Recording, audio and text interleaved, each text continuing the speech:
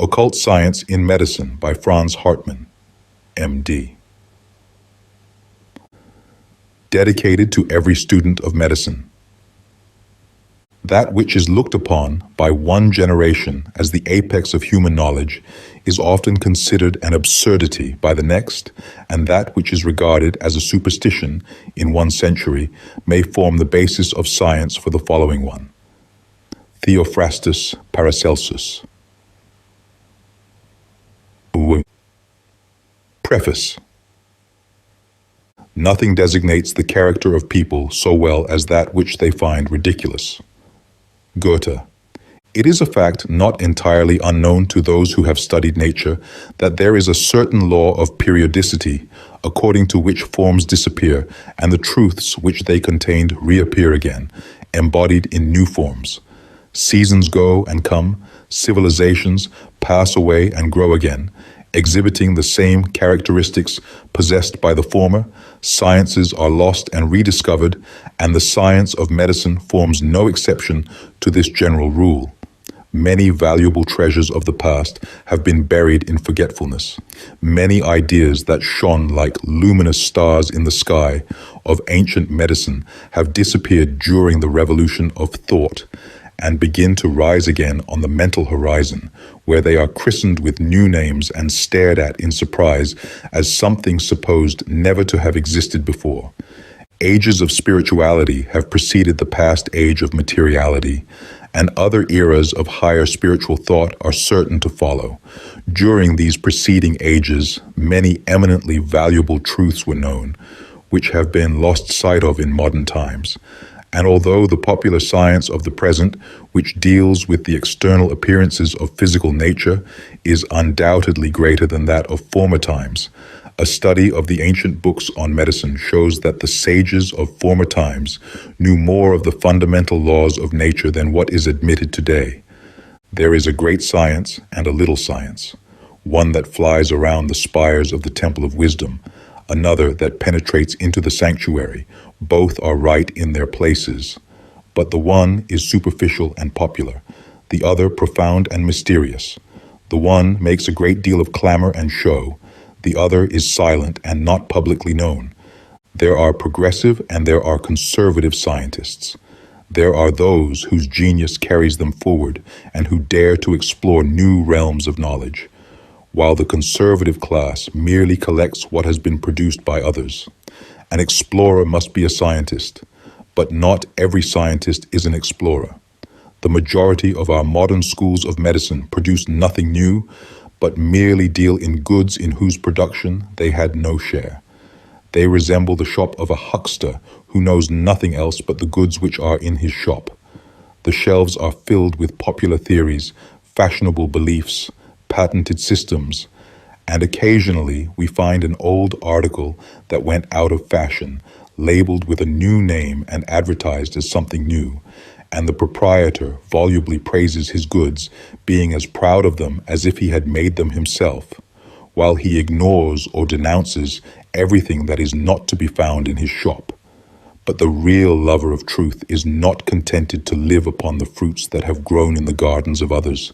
He gathers the materials he finds, not merely for the purpose of enjoying their possession, but for the purpose of using them as steps to ascend nearer to the fountain of eternal truth. The present work is an attempt to call the attention of those who follow the profession of medicine to this higher aspect of science and to certain forgotten treasures of the past, of which an abundance may be found in the works of Theophrastus Paracelsus.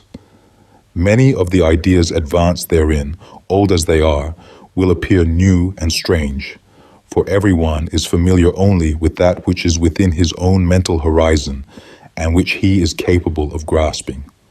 The subject treated is so grand, unlimited, and sublime as to render it impossible in a limited work of this kind to deal with it in an exhaustive manner.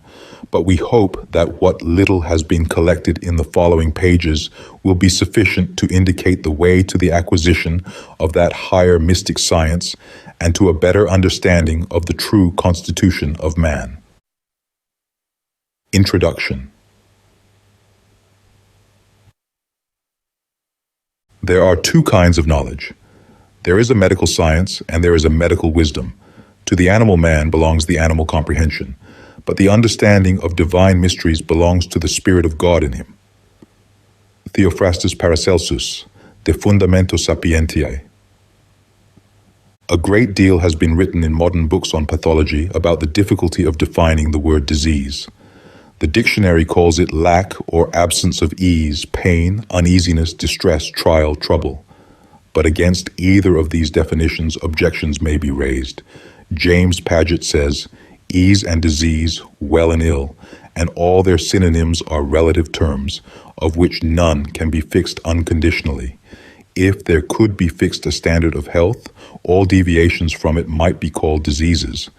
But a chief characteristic of living bodies is not fixity, but variation by self-adjustment to a wide range of varying circumstances. And among such self-adjustments, it is not practicable to make a line separating those which may reasonably be called healthy from those which may as reasonably be called disease. To this occult science answers that such a standard of health exists for us as soon as we recognize the unity and supremacy of the law, that the results of obedience to the law are harmony and health, and the results of disobedience are called discords or disease. Shakespeare says, the heavens themselves, the planets and this center, observe degree, priority and place, insisture, course, proportion, season, form, office and custom in all line of order. Troilus and Cressida, Act 1, Scene 3. If we regard the order, which is heaven's first law, as the creation of the self-adjustment of accidentally arising circumstances, leaving out of consideration the fundamental unity of the all and its one purpose, we would then probably find various laws of order in the universe being essentially different from each other, and it would be difficult to know which of these laws it would be best to follow. But if we recognize in the order that rules all things a manifestation of one eternal law of order and harmony, the function of supreme wisdom acting in nature but not being the product of nature, it will remain for us only to know that supreme law and obey it. The universe is only one and is ruled by only one source of all laws, but there are many unities within the constitution of this great unity. They constitute as many selves within self, whose separate interests are not identical with that of the whole, and therefore the order obeyed by these temporary selves is not the same as that of the eternal whole. Thus the battle for existence, far from being the cause of the order observable in the world, is in fact the cause of the disorder existing therein. If man, like his divine prototype, were a perfect unity, a manifestation of will and thought identified, and one, there would be only one law to obey, the law of his divine nature. He would be forever in harmony with himself. There would be no disharmonious elements in his nature, seeking to create an order of their own, and thereby causing discords and disease. But man is a compound being. There are many elements in his nature, each representing to a certain extent an independent form of will.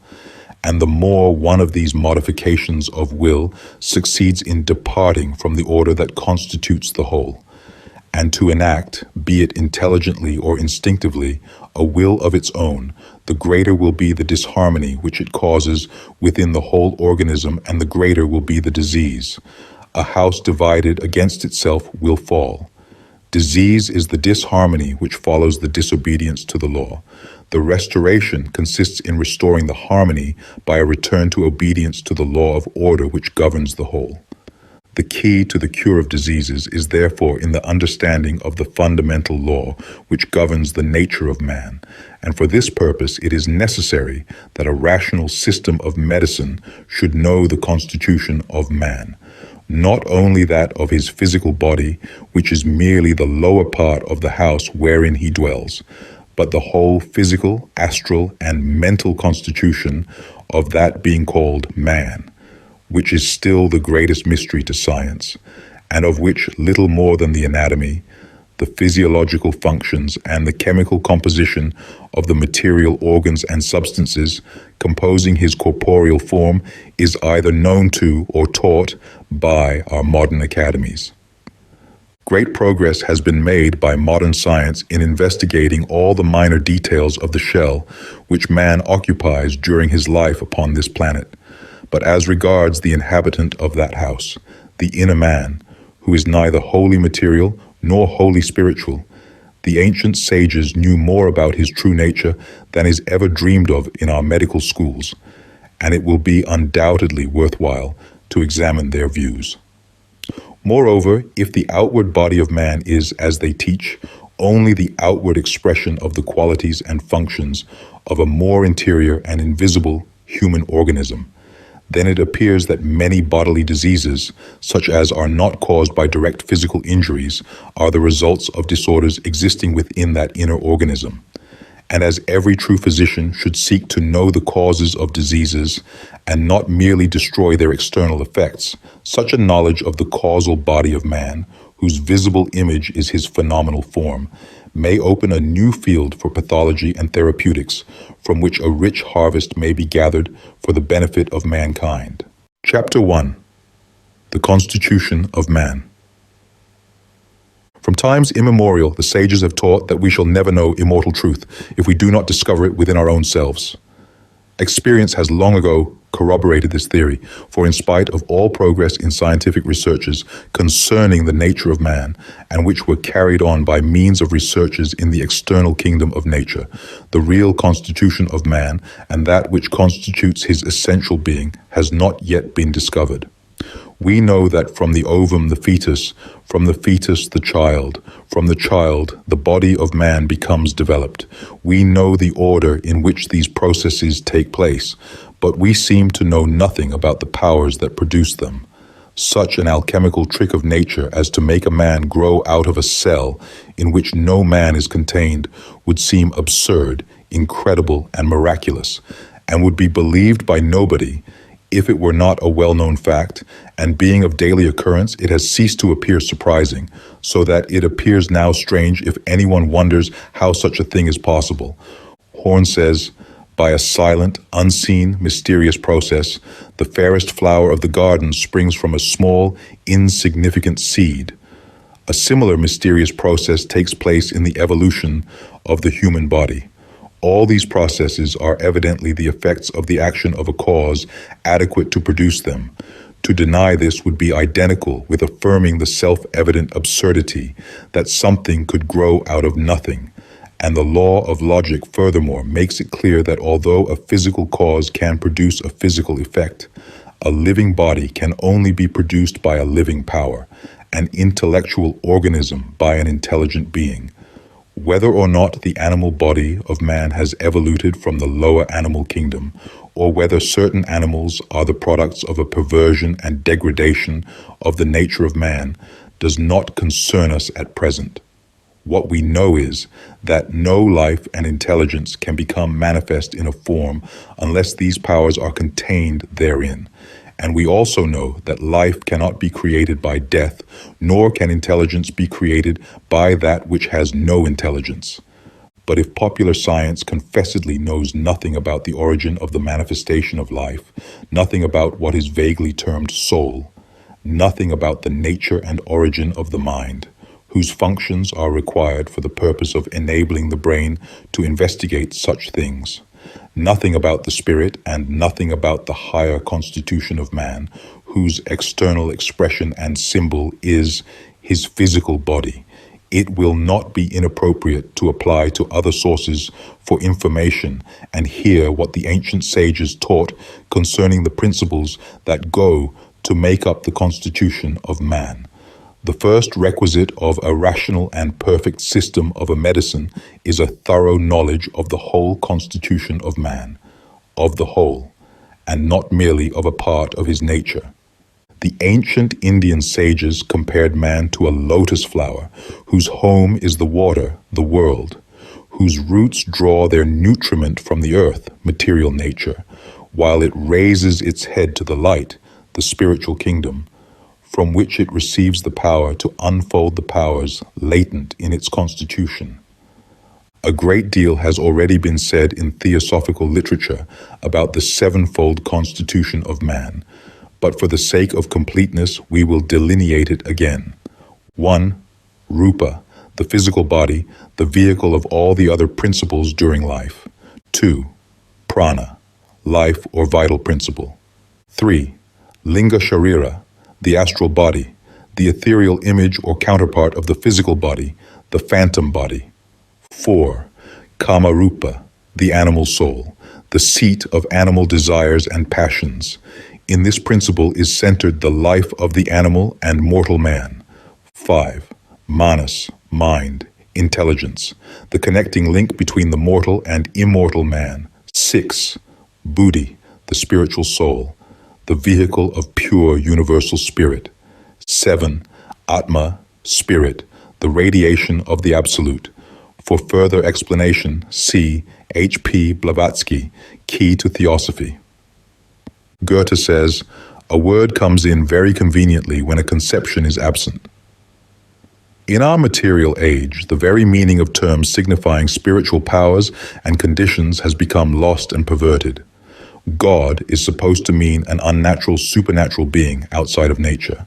Faith has become credulity and belief in the opinions of others. Hope has become personal greed. Love is supposed to be selfish desire, etc., etc. It is therefore not surprising if the above terms are incomprehensible to many or misinterpreted by them, for they all represent certain states of consciousness, and no one can know a state of consciousness which he has never experienced.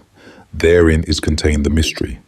The philosophers of the Middle Ages symbolized these 7 principles by the signs of 7 planets, from which 7 cosmic bodies visible in the sky received their names. And if this is understood, it will at once become clear that those who deny the 7-fold division of the planets only expose their own ignorance and misconceptions. No one can really criticize that which he does not understand. But self-conceit imagines itself to be superior to everything and thinks itself wiser than all the sages, forgetting that Shakespeare says, "The fool thinks he is wise, but the wise man knows himself to be a fool." As You Like It, Act 5, Scene 1. The ancients based their science of medicine upon the recognition of a universal, eternal, self-existent, self-conscious cause, the source of universal life, where popular modern medicine recognizes only the outcome of a blind force. The secret medicine of the ancients was therefore a religious science, while modern popular medicine recognizes no religious element and therefore no real truth. To separate science from religious truth is to put it upon an irrational basis. For religion means the relation which man bears to his divine origin. To leave out of sight the source from which he originated is to ignore his true nature and to relegate medicine to the realm of the lowest plane of his existence, namely that of his most gross and material form. This is exactly the position which modern medicine occupies at present, and there is nothing that can elevate it higher than a recognition of the higher nature in man and a rediscovery of divine truth. Such a higher knowledge was formerly considered necessary for the purpose of constituting a real physician, and for this reason the practice of medicine was in the hands of those who were born physicians, sages and saints by the power of the true grace of God. While among popular practitioners there are, now as then, many dunces and rascals, having neither spirituality nor morality. For what the modern physician of the materialistic school requires for his success is a certain amount of memorizing of the contents of his books so as to enable him to pass his examination, and a talent to profit by the credulity of the people. When the ancients spoke of 7 planets, they referred to 7 spiritual but nevertheless substantial states, of which popular science knows nothing but their external manifestation in the realm of phenomena. It has truly been said that no one ever saw even the earth. That which we see is merely a manifestation or appearance of a spiritual principle called earth.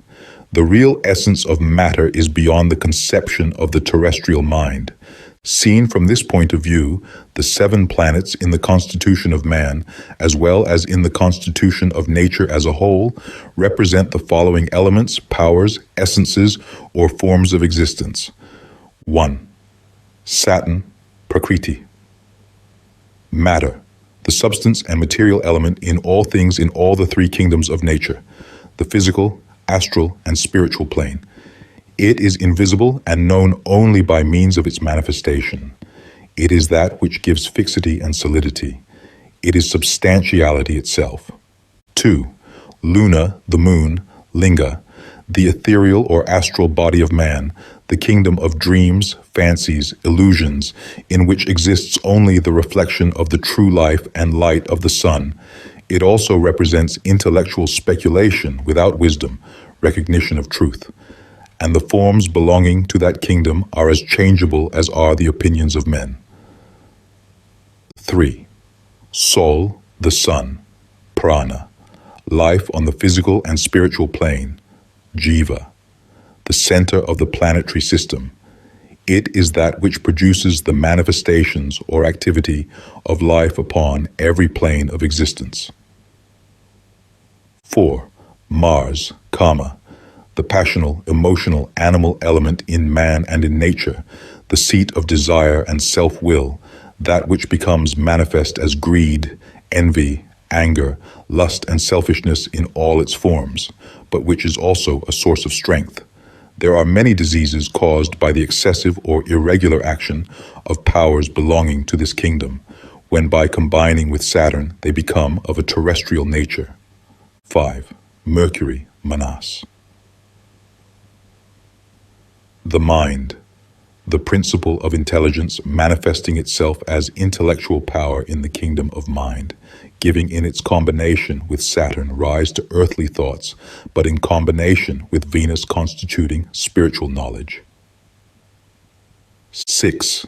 Jupiter, Buddhi, the principle which manifests itself as spiritual power, be it for good or for evil, reason, intuition, faith, firmness, recognition of truth. 7. Venus, Atma, the principle which in its purity manifests itself as universal divine love, it being identical with divine self-knowledge. If united with Mercury, intelligence, it constitutes wisdom. Acting within the animal plane, it produces animal instincts, and upon the physical plane, it causes the attractions of opposite polarities, chemical affinities. All this is said merely to indicate the key to this kind of science, for the combinations in which these principles may enter, and the modifications of their manifestations under different conditions are almost innumerable. Neither can this spiritual science be taught to a mind, manas, unillumined by the light of the higher understanding, buddhi. The practical study and application of anything requires first of all the possession of the object. And if this is true in regard to physical objects, it is no less true in regard to spiritual principles, whose nature can only be known when their presence is realized within one's own consciousness. The higher aspects of all of these powers belong to the higher nature of man, and he who desires to know and apply these laws in the practice of medicine must first of all seek to develop his own higher nature by freeing himself from the elements that govern his lower nature. In other words, he must enter from the animal human into the human divine state to which the true physician belongs. One of such adept physicians was Theophrastus Paracelsus, the great reformer of medicine of the 16th century, who is properly regarded as the father of modern medicine, although his successors are still far from realizing the truths which he taught, and will, on the whole, perhaps not grow up to an understanding of his doctrines for centuries to come. He was far in advance not only of the science of his days, but also of that of our present days. For although he may have known less than we do in regard to the phenomenal appearances of the manifestations of life on this planet, he knew a great deal more than our modern science in regard to the causes of these manifestations and in regard to the inner nature of things. He was and still is ridiculed and belittled by those who were and are not capable of understanding him. but he proved the truth of his theories by performing cures which even modern medicine, with all its new acquisitions, cannot perform. He was the first to abolish a system of unmitigated quackery based upon mere empiricism, the remnants of which exist even today. He was hated and persecuted by the quacks and pretenders of those times, who did a lucrative business, thriving upon the ignorance of the public, as some are doing today, and the vilifications and calumnies thrown out against him by such still inspire the opinions of many in regard to his person, although we may safely believe that few of his critics have ever read his books, and still fewer have understood them. Numerous biographies have been written about him and his personal habits, and it seems that the majority of his critics have been able to comprehend that when he died, he left a pair of leather pantaloons to his heirs. But as to his philosophy, this is a terra incognita which surpasses their understanding. Neither could such a knowledge of the secret sciences be expected from anybody knowing nothing about the fundamental principles in the constitution of man. Whether Paracelsus obtained his knowledge in the East, as has been claimed, or whether it was revealed to him by his own perception of truth, does not concern us, but there can be no doubt that he knew that sevenfold classification, for we find him speaking of the following 7 aspects of man. Audiobook. 1. The corpus, or the elementary body of man, limbus. 2. The mumia, or the ethereal body, the vehicle of life, evstrum. 3. The archeus, the essence of life, spiritus mundi in nature and spiritus vitae in man. 4. The sidereal body, made up of the influences of the stars. 5. Adec, the inner man or the thought body made of the flesh of Adam. 6. Aluec, the spiritual body made of the flesh of Christ, also called the man of the new Olympus. 7. Spiritus, the universal spirit. There is hardly a page in the philosophical writings of Paracelsus which does not refer to the twofold nature of man, his terrestrial and celestial aspect, and of the necessity of the development of his higher nature and superior spiritual understanding. Above all, we must pay attention to the fact that there are 2 kinds of spirit in man, one originating in nature, the other coming from heaven. Man ought to be a human being according to the spirit of divine life, and not according to the terrestrial spirit of the limbus. It is a truth that the heavenly man is an image of God, having in him a divine spirit, life. In all other respects he is an animal, having as such an animal spirit. These 2 are opposed to each other, but one of the 2 is bound to succumb. Man is destined to be a human being and not an animal. And if he is to be a human being, he must live within the spirit of immortal life and do away with the animal spirit. Philosophia Occulta, Library 1, Prologue. The mysteries of the inner temple of nature are not accessible to the vulgar and the profane, because every being can realize only that which corresponds to its own nature. To penetrate into the realm of truth, a true soul is required. An animal can realize only the animal side of existence. One well-known medical authority on a recent occasion said, Paracelsus, who pronounced the anatomy of the dead body to be useless and sought for the basis of life, immortality, as the highest goal of knowledge, demanded contemplation, spiritual, before all else. And just as he himself arrived in this way at the metaphysical construction of the archeus, so he unchained among his followers a wild and absolutely fruitless mysticism. For this unchaining of mysticism, not Paracelsus is to blame, but the incapacity of his followers, whose animal minds were not capable of becoming illumined by the spirit of truth. Whenever the terrestrial mind seeks to grasp the spirit of wisdom, and being unable to rise to the perception of divine truth to drag it down to its own level, a wild and absolutely fruitless and foolish mysticism will be the result. With the same right, we may say that the doctrines of Christ filled the world with superstition, causing the crimes of the Crusades, the horrors of the Inquisition, and sectarian intolerance. It is not the fault of the truth if it is misunderstood. The vast majority of mankind seek for knowledge for the purpose of deriving from its possession some personal benefit, be it the acquisition of wealth or luxury, the gratification of ambition, the desire to parade before the world as a being in possession of something great, or for the purpose of satisfying a laudable scientific curiosity. But the acquisition of medical wisdom requires a love of the truth, and love means self-sacrifice. The acquisition of wisdom is therefore possible only if the elusive self with all its desires is sacrificed to it. The way to wisdom can be shown, but wisdom can only be taught by wisdom itself. He who loves the realm of illusions cannot see its true light. How many of the would-be followers of Jesus of Nazareth have become Christs, and who can understand the profundity of his thoughts and exercise his divine powers? But he who has become like him. None of the would-be followers of Paracelsus have grown to be like this master. None of the representatives of modern medical science have penetrated deeply into his wisdom.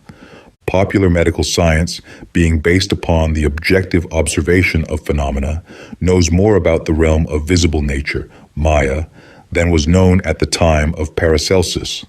But the reason why this popular medical science, in spite of the aids which it received from chemistry and physiology, is still incapable of performing the cures which were performed by Paracelsus, is because its followers only speculate and draw inferences, while they do not cultivate that spiritual power of soul knowledge which is called interior contemplation, but which Paracelsus called the faith, a faculty which is at present so entirely unknown that even an explanation of the meaning of this term is exceedingly difficult.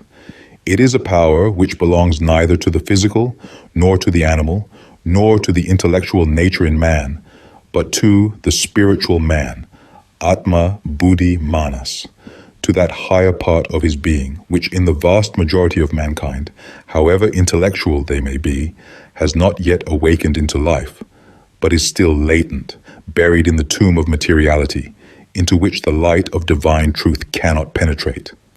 What are ye men in your own powers but nothing? If you wish to obtain strength, take it from faith.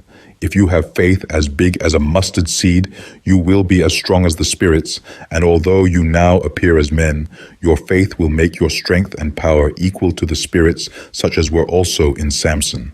For by means of our faith we become spirits ourselves, and whatever we accomplish that surpasses our terrestrial nature is done by the power of faith acting through us as a spirit and transforming us into spirits. De origine, Morbius Invisible, Introduction.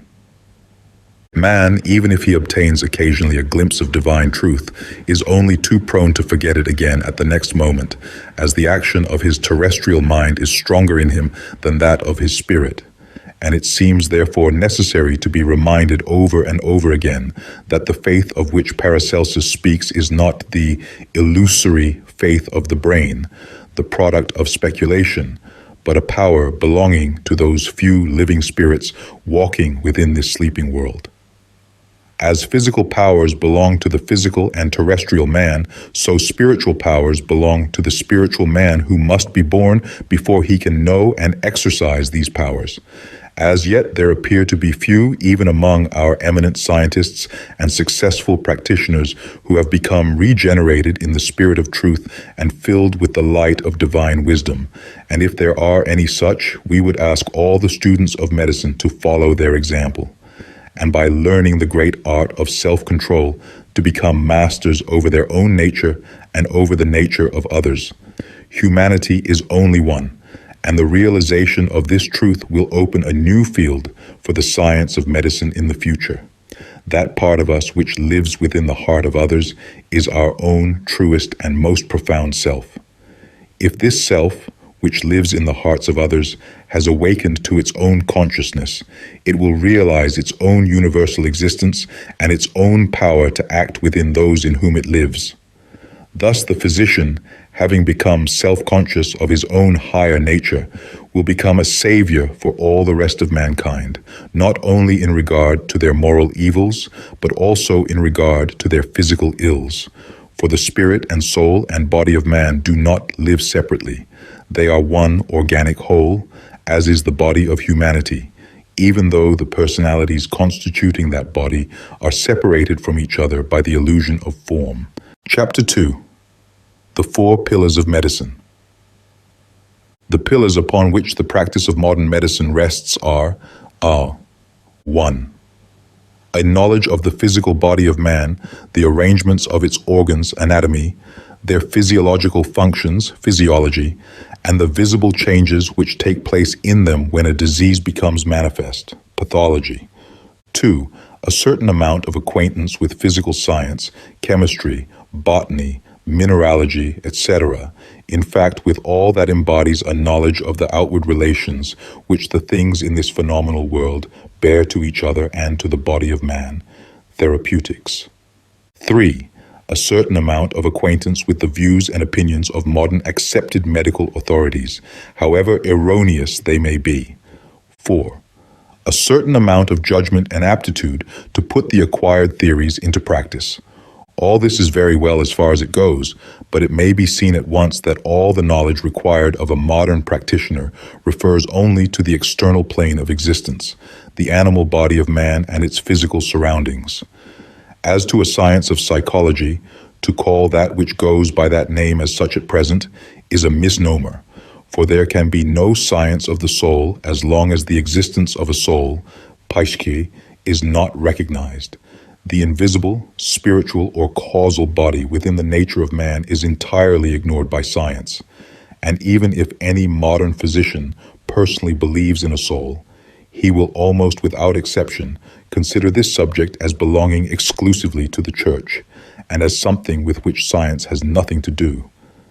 Nevertheless, if the term religion means the knowledge of the relation which the outward terrestrial man bears to the creative power in him, his own inner self, which is the seat of not only his spiritual but also the indirect source of his physical life, it would seem that a knowledge of that religion which teaches the nature of this true inner and immortal being, and also the links which connect that higher nature with the physical form, would be an indispensable and most important part of a true science and system of medicine based upon the recognition of truth. And although theory precedes practice, this knowledge should not be merely of that theoretical kind which is only imaginary and not real, and which in persons who are attempting to grasp things which they are not able to realize produces a wild and absolutely fruitless mysticism, but it should be of that kind which through experience constitutes self-knowledge, and which is possible only through the realization of the possession of the ideals one wishes to know. According to Theophrastus Paracelsus, the following are the four pillars of medicine. 1. Philosophia. The term philosophy comes from phileo, to love, and sophia, wisdom, and its true meaning is the love of wisdom and the knowledge resulting therefrom. For love itself is knowledge. It is the recognition of self in another form. The love of wisdom is the recognition by wisdom in man of the same principle of wisdom that is manifested in nature, and from this recognition springs the realization of the knowledge of truth.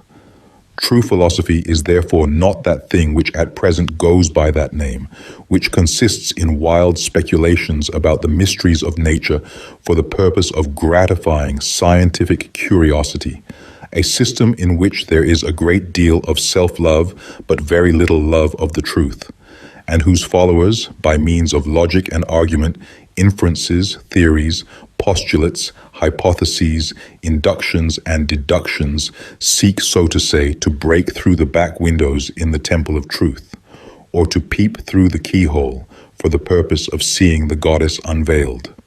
This speculative philosophy does not constitute real knowledge. It constitutes that artificial building of philosophy and so-called science, founded upon arguments and opinions which change their aspect in every century, and of which Paracelsus said that the things which are looked upon by one generation as the apex of human knowledge are found to be an absurdity by the next, and that which is regarded as a superstition in one century forms the basis of science of the following one. All information gained by means whose basis is not a love of truth does not constitute immortal knowledge or true theosophy, but serves only for temporal purposes and as ornaments for egotism, springing as it does from the love of the illusion of self and having illusions for its object. The whole of nature is a manifestation of truth, but it requires the eye of wisdom to see the truth and not merely its delusive appearance.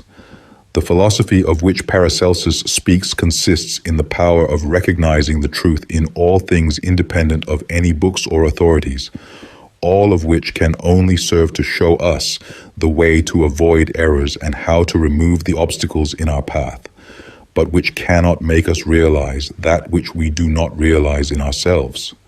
He who is not laboring under a load of misconceptions and erroneous teachings requires no other book than the book of nature to teach him the truth. There are few who can read the book of nature in the light of nature, because having had their minds filled with perverted images and false views, they have themselves become unnatural, and the light of nature cannot penetrate into their souls. Living in the false light of the moonshine of speculation and sophistry, they have lost their receptivity for the light of the truth. Such philosophers live in illusions and dreams, but do not know that which is real. There is upon this earth nothing more noble and more capable of giving perfect happiness than a true knowledge of nature and its foundation. Such a knowledge produces a valuable physician, but it should be a part of his constitution and not an artificial fabric attached to him like a coat. He must himself be born out of the fountain of that philosophy which cannot be acquired by artificial means. See De Generatione Hominum, Book 1, Preface. A knowledge based upon the opinion or experience of another is merely a belief, but does not constitute real knowledge. Books and lectures may serve to give us advice, but they cannot endow us with the power of knowing the truth. They may serve us as useful guides, but a belief in the statements of others should not be mistaken for self-knowledge, such as arises only from the self-recognition of truth, and which by means of a love of the truth ought to be cultivated above all else. To this realm of philosophy belong all the natural sciences referring to external phenomena, in the knowledge of which a great deal of progress seems to have been made since the time of Paracelsus. To this phenomenal science belongs the anatomy, physiology, the chemistry of the physical body, and all that concerns the interrelations of the phenomena existing in the grand phantasmagoria of living and corporeal images called the sensual world. But behind this sensual world, there is a more interior supersensual world, ignored by popular science, of which the former is the external expression. The processes taking place in this interior light of nature mirror themselves in the light of the external world, and those souls whose inner perceptions have become developed in consequence of an awakening of the inner man do not require the observation of external phenomena for the purpose of drawing inferences in regard to their internal causes, because they know the interior causes and processes and also the external appearances which they will produce. Thus there is an external and an internal medical science, a science concerning the astral and a science concerning the physical body of man. The former occupies itself with the patient, the latter, so to say, with the clothes which he wears. To render this still more plain, let us illustrate it by an example. Let us imagine a magic lantern capable of projecting living and corporeal images upon a living screen. External science occupies itself only with these images, the relations which they bear to each other and the changes taking place between them, but it knows nothing about the slides in the lantern upon which are the types of these visible images, and it entirely ignores the light which causes their projection upon that screen. But he who sees the slides with its pictures and knows the source of the light which produces these shadow pictures does not need to study the shadows for the purposes of drawing inferences and speculating in regard to their causes. Thus, there is a superficial science which is at present the object of pride of the world, and a secret science of which next to nothing is publicly known, but which is known to the wise and revealed by one's own perception of truth. Truths must be perceived before they can be intellectually grasped, and therefore this greater and higher science cannot be learned in books, nor be taught in lectures at college. It is the result of a development of man's higher perception, belonging to his higher nature, and characterizes the born physician. Without this superior faculty, known in its initial stage as the power of intuition, a medical practitioner can find occupation only in the outer yard of the temple, picking up useful grains among the rubbish, but he cannot enter the temple in which nature herself teaches her divine mysteries. The minute details of this rubbish have been studied by modern popular science, whose attention has been so much absorbed thereby that the temple of truth itself has been forgotten, and the nature of life has become a mystery to those who only study its external manifestations. It will hardly be necessary to say that the above is not intended to discourage the study of phenomena, for those who have not the power of reaching higher will gain nothing by remaining ignorant of external appearances. But it is intended to show that a science referring merely to the phenomena of terrestrial life and ultimate results is not the summit of all possible knowledge. For beyond the realm of visible phenomena, there is a far more extensive realm open to all who are capable of entering, the realm of truth, of which only the inverted images are seen in the kingdom of external phenomena.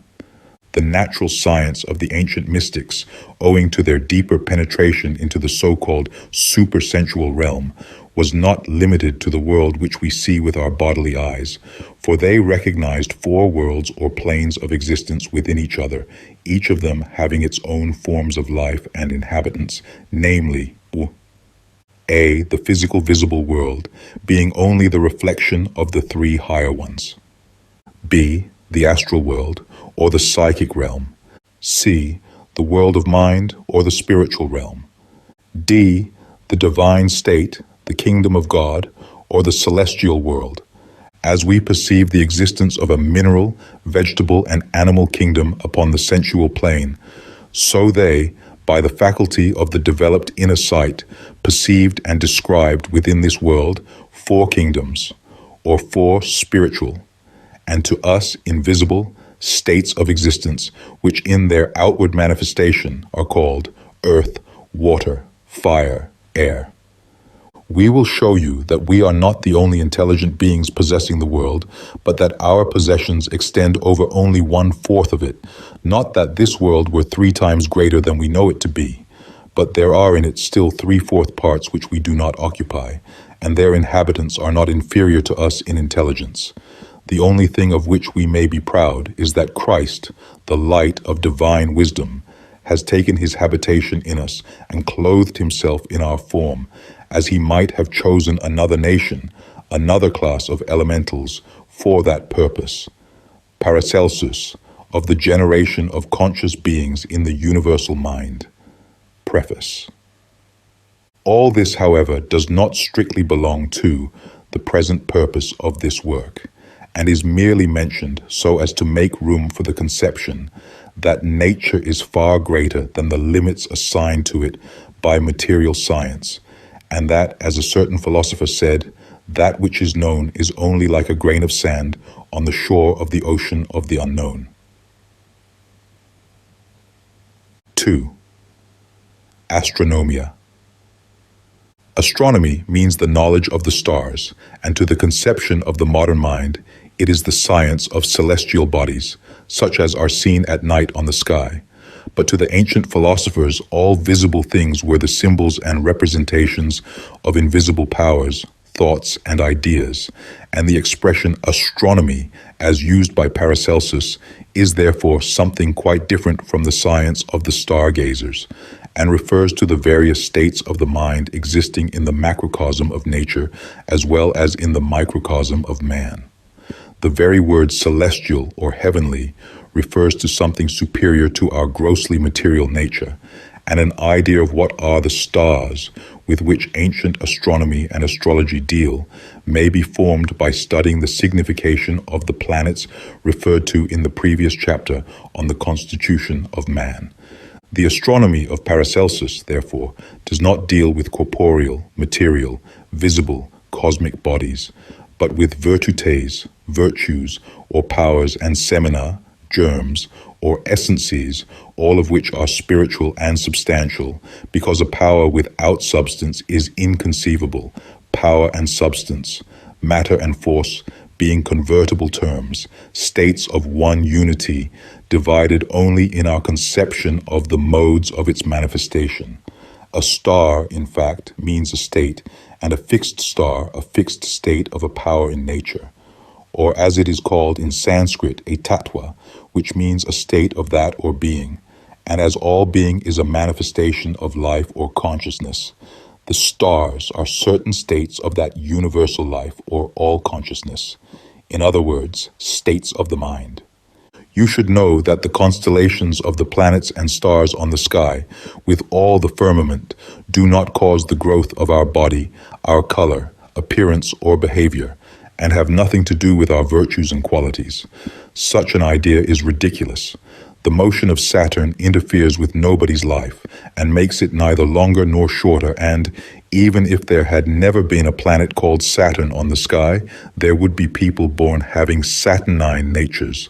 For all that the planet Mars is of a fiery nature, Nero was not its child, and although they are of the same nature, the same kind of energy being manifested in either of them, neither one of them received it from the other. De Ente Astrorum, Paramirum, Chapter 1. Perhaps it will not be out of place, for the purpose of facilitating a comprehension of what Paracelsus meant by the term astronomy, to take a glance at the Indian teaching in regard to the tattvas. According to these doctrines, the universe is a manifestation of that existence or being, manifesting itself as life, prana, within the universal akasa, primordial matter, which, for all practical purposes, may be regarded as the cosmic ether of space. Prana manifests itself upon the various planes of existence in various tattvas, or forms of existence, corresponding to the principles in the constitution of man enumerated above. Of these 7 tattvas, 5 are manifested, corresponding to the 5 senses of the human body, and they are called as follows. 1. Akasa tattva, the one element forming the substantial basis of the other 4, and corresponding to that which upon the physical plane becomes ultimately manifested as audible sound. 2. Vayu tattva, representing the principle which renders possible the sensation of feeling or touch upon all planes of existence. 3. Taijas tattva, that form of existence which represents that state which manifests itself upon all planes as light. 4. Apas tattva, that principle which renders possible the sensation of taste upon all planes of existence. 5. Prithivi tattva, that principle which renders possible the sensation of smell upon all planes of existence. Words are altogether insufficient to give an idea on which to form a conception of things which are beyond our intellectual comprehension, as long as they do not live in our own consciousness. But we may look upon the 7 tattvas as represented by 7 modes of vibrations of a cosmic ether, differing from each other not only quantitatively, but qualitatively, so that, for instance, Akasa tattva has a circular Vayu tattva, a spiral movement, etc. But such a conception is quite inadequate, as we have to do with living forces, with states of the universal life or consciousness, manifesting themselves not only as the causes of the 5 modes of perception on the physical plane, but also upon the higher planes. enabling man, for instance, not only to feel the touch of an object upon the physical plane, but to feel with his astral sense the presence of an object upon the astral plane, and in his heart the touch of a spiritual power. To see not only physical light with the eyes of his body, but things in the astral light with his astral organs of seeing. To see intellectual truths and ideas with the eye of his intellect in the light of his intellect, and spiritual things with the eye of the spirit. In fact, everything that exists is a manifestation of tattvas, or vibrations of ether, stationary in its aspect as matter, progressive in its aspect as force. Matter is latent energy, force is active substance. Everything is life, consciousness, intelligence, dormant or active according to the conditions existing upon the plane upon which it becomes manifest. Every substance is mind, and the forms which we see are only the symbols of the thoughts represented therein. It is not our purpose within the narrow limits of this work to enter into a deeper investigation of this most interesting, sublime, and elevating science, which has been discussed at length in H.P. Blavatsky's Secret Doctrine. We merely touch upon these points for the purpose of calling attention to it, as it represents an aspect and conception of nature immeasurably higher than the one represented by popular science, and therefore attainable only to those whose aspirations reach beyond this grossly material plane. The Secret Doctrine informs us that in the course of evolution, this our planet has only attained its kamarupa or animal form of existence, and that the next higher state of manas, mind, has hardly begun to become developed. This may be the reason why the science of mind is at present in its infancy and grasped only by those gifted spirits who, like Paracelsus and others of his kind, by nobility of character and spirituality, have outstripped the rest of mankind in higher knowledge, forming, so to say, the vanguard of the army as it proceeds into the regions of the not absolutely unknowable, but the unknown. Modern astronomy teaches the science of the bodies of the planets and stars. The astronomy of Paracelsus speaks of the spiritual forces represented by those planets, the counterparts of which exist in the constitution of man, and as every force in nature acts upon its corresponding element in the nature of man, these universal forces produce certain effects upon those elements in man which exist upon the corresponding plane. Thus, for instance, it requires no argument to prove that the sun is the source of heat and light and life upon this planet, and that the physical body of man as well as that of the earth receives these energies from the radiations coming from the physical body of the sun, this being the corporeal visible center of a power existing universally, and whose sphere of activity reaches as far as the limits of our solar system. We all live and have our being physically within the sphere of activity, and consequently within the physical elements of the sun. In a similar sense, we live and have our being spiritually in the spiritual body and substance of love. And as the sun of the physical world shines upon our body, so the light of divine wisdom is all around us and ready to penetrate into our soul. Thus, Paracelsus teaches that the moon corresponds to the astral body of man and has certain effects upon it, causing certain states which may ultimately become outwardly manifested as certain moral or physical diseases, and similar correspondencies might be shown to exist between the universal powers represented by the visible planets and the corresponding elements existing in the constitution of man. But however important and interesting this subject may be, it finds very little attention on the part of popular medical science, which is far too busy in investigating outward effects of a phenomenal character to find time for attending to that which produces all such phenomena and appearances. If the astronomy of Paracelsus were understood, it would be found that man, far from creating his own thoughts, merely remodels the ideas that flow into his mind, that thought transference, far from being a strange and rare occurrence, is as common as the transference of heat, that owing to the oneness of humanity, we all feel and think within each other and act out each other's thoughts. we would know better the real causes of crimes, insanity, and disease, and find them to be controvertible terms.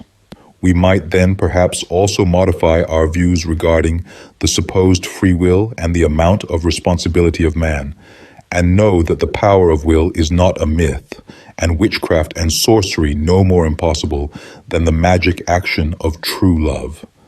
3. Alchemy. Not being masters of alchemy, we are not capable of teaching the science of this pillar of medicine.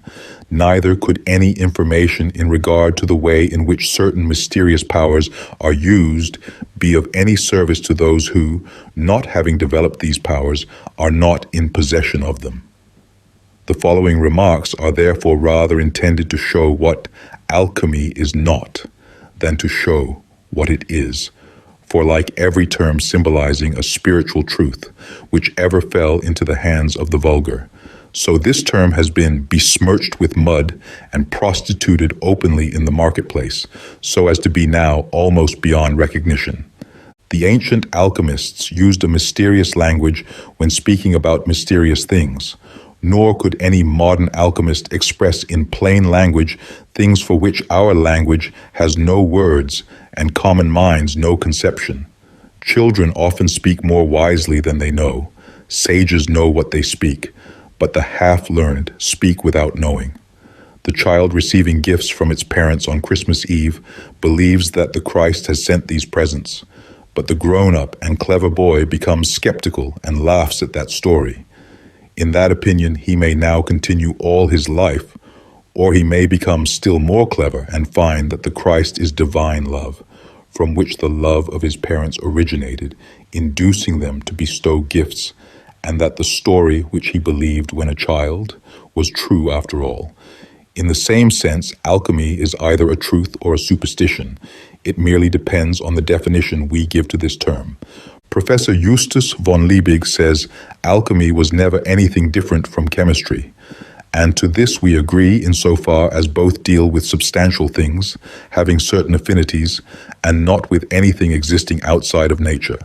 But while ordinary physical chemistry employs merely physical, mechanical forces for the purpose of composing and decomposing material substances without causing anything new to grow, alchemy employs the power of life and uses animated forces, establishing conditions under which something visible may grow from something invisible, in the same sense as a tree grows from a seed in the alchemical laboratory of nature. Chemistry and alchemy are therefore two aspects of one and the same science. The one is the lower, the other the higher part. The chemist who decomposes salt into Na and Cl and recombines it into NaCl practices chemistry. The gardener establishing in his hothouse the conditions under which the seed of a plant of a lower type is made to develop into a plant of a higher type, and the schoolmaster who makes an intelligent being out of a dunce are practicing alchemy, because they produce something more noble than the materials employed, out of the latent potencies contained therein. Without the alchemy of nature, no physiological chemistry could take place. Without the action of a universally existing life principle, no human form could grow out of an ovum or fetus, no child develop into a man. The human stomach is an alchemical laboratory in which miracles are performed, which no modern chemist can imitate by merely chemical means. Milk and bread are transformed into blood and flesh within the living retort of the human body, and wonders performed which modern chemistry, in spite of its progress, cannot accomplish, because it does not control the organizing power of life. All that popular belief knows of ancient alchemy is from the misunderstood writings of the ancients, who purposely wrote in a manner incomprehensible to the uninitiated, or from the writings of pretenders and frauds. For at that time there were as many selfish and ignorant people as there are today, wasting their time in useless efforts to apply a spiritual science to material purposes, and seeking to employ powers which they did not possess, in the hope of satisfying their curiosity and their greed. Of this kind of alchemy, Paracelsus speaks with the greatest contempt. For the purpose of practicing chemistry, physical powers and scientific acquisitions are required. For the purpose of practicing alchemy, living spiritual powers, and wisdom are necessary. Chemistry belongs to the terrestrial man. The higher aspect of alchemy belongs to the spiritually regenerated man, having passed through the mystic death into the resurrection of the true and immortal life. As there are three kingdoms in nature, intimately connected with each other, the kingdom of physical nature, the kingdom of the soul of the world, the astral plane, and the kingdom of the self-conscious spirit. So there are three aspects of alchemy, intimately connected with each other, one belonging to the physical, the other to the astral, and the highest to the spiritual aspect of man. H.P. Blavatsky says, "Everything which exists in the world around us is made up of three principles, substances, and four aspects, the triple synthesis of the seven principles. As man is a complex unity consisting of a body, a rational soul, and an immortal spirit, so each object in nature possesses an objective exterior, a vital soul, and a divine spark which is purely spiritual and subjective. Thus, as with all natural objects, so every science has its three fundamental principles and may be applied through all three or by the use of one of them.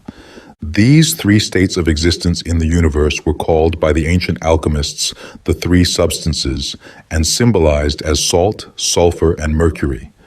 With the same right as the modern chemist symbolizes his chemical substances by means of letters such as O for oxygen, H for hydrogen, N for nitrogen, C for carbogen, etc., which symbols are incomprehensible to those who do not know what they mean.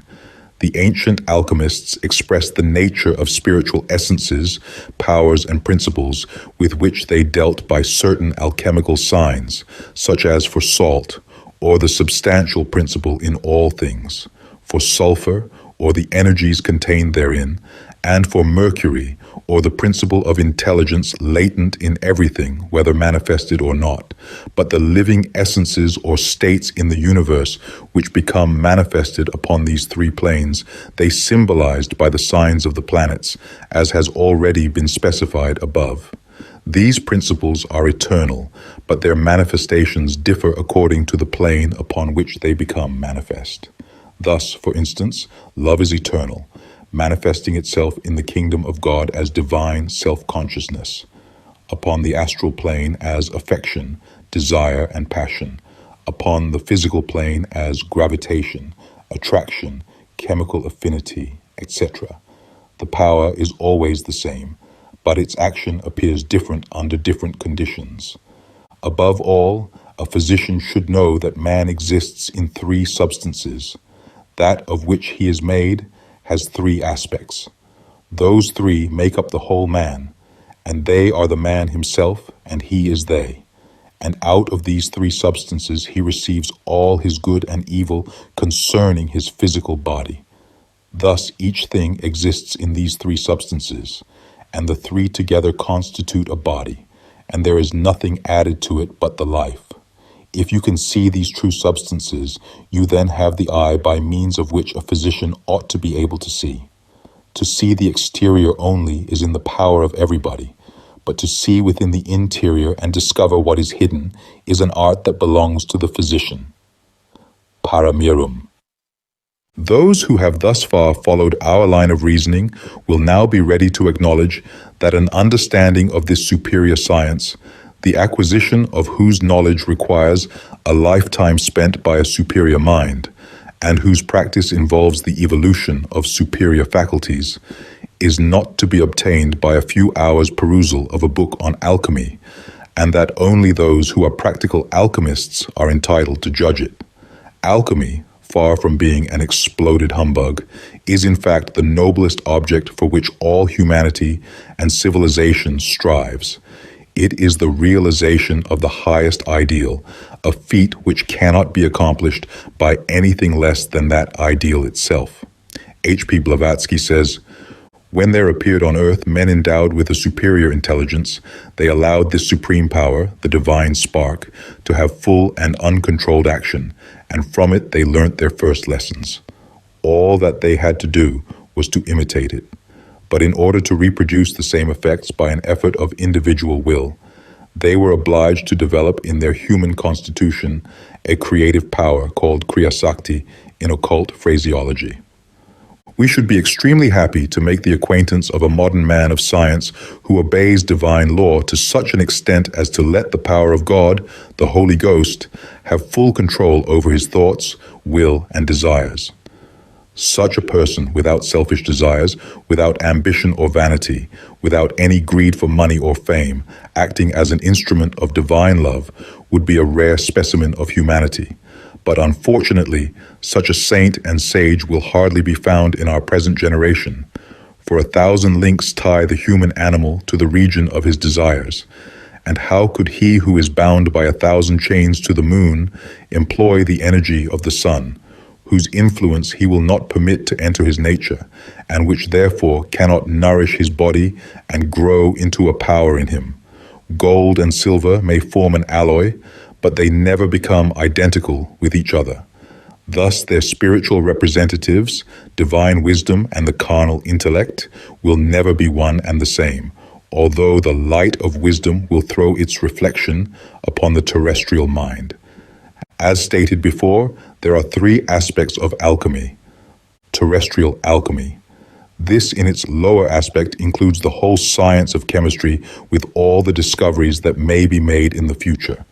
This alchemy still recognizes 4 elements, and the 5th, the one element, from which the 4 take their origin. In other words, 4 states of matter and a 5th one, partly recognized by science, namely the solid, substantial, liquid, fluidic, and ethereal state. These are described as follows. A. Earth. That which gives substantiality to all things, whether solid, liquid, gaseous, ethereal, or spiritual. Solidity or stability. What? B. Water. That state which moves and renders things liquid on either plane of existence. Motion. C. Air. That which enables things to assume a gaseous form. Extension. D. Fire. That which endows them with force. Energy. E. Ether. This 5th element, in which the attributes of all the other states have their basis, will be the principal object for scientific research in the coming centuries, and is in fact the first and the one element. These elements represent themselves as the tattvas enumerated in the preceding chapter and correspond to them as follows, if we adopt the above line of order. A. Prithivi, solidity, earth. B. Apas, movement, bulk, water. C. Vayu, extension, air. D. Tajas, energy, intensity, fire. E. Akasa, the one tattva forming the basis of the rest, sound. The limitation of space in these pages, no less than the insufficiency of our experience in regard to this subject, forbids us to enter into a closer investigation of the relations existing between this aspect of alchemy and physical chemistry. But we have reason to affirm that we are on the eve of great discoveries, which will, to a certain extent, revolutionize the popular chemistry of the present day. Celestial alchemy. Even if it were within our power to describe the secrets of celestial alchemy, by means of which the universe was created, and which includes the regeneration of man and the attainment of conscious immortality, and if this could be done publicly without profaning those mysteries, the explanation would probably be comprehensible only to those who, knowing it already, do not require it. Those who wish to investigate this subject for the love of wisdom will find the whole process fully described symbolically in The Secret Symbols of the Rosicrucians of the 16th and 17th Century, a book easily comprehensible if studied by the light of wisdom, but unintelligible for the carnal mind that sees all truths perverted. Some explanations have also been attempted in the book entitled In the Pronaos of the Temple. We will only say that there the 3 substances appear as the 3 beginnings, the first manifestation of the unity as a trinity, and the 7 tattvas as the 7 primitive spirits, or living breaths issuing from the bosom of Parabrahm. The universe is the macrocosm, and man the microcosm. And as the first great cause is the creator of the world, and the cause of all evolution, so is individual man the creator in his own interior and external world, capable of causing certain superior states in his mind by the power of his will in obedience to the law, and to create forms by means of his thoughts, while the condition of his interior state will in time produce corresponding effects and transmutation in his physical body. Well will it pay him to devote all his time to this practice of alchemy and obtain the pure gold of wisdom from the inferior metals represented by his animal passions. These passions are the capital lent to him by nature to make them into silver and gold, while he lives upon this earth. They are the steps upon which he can climb up to immortality and find his own true divine self. To practice this kind of alchemy, he will require no books, no furnaces, and no tools, for he is himself the alembic, the fire and the substance to be ennobled. There in his silent laboratory, and with doors closed against all vain and carnal desires and selfish thoughts, he may mortify his terrestrial nature by gaining the victory of self-control, so that his higher nature may become liberated from animal bonds by entering into the resurrection from the tomb of ignorance into the light of self-knowledge. To accomplish this, he will have to purify his mind and let his soul become animated by the power of the Spirit of Truth.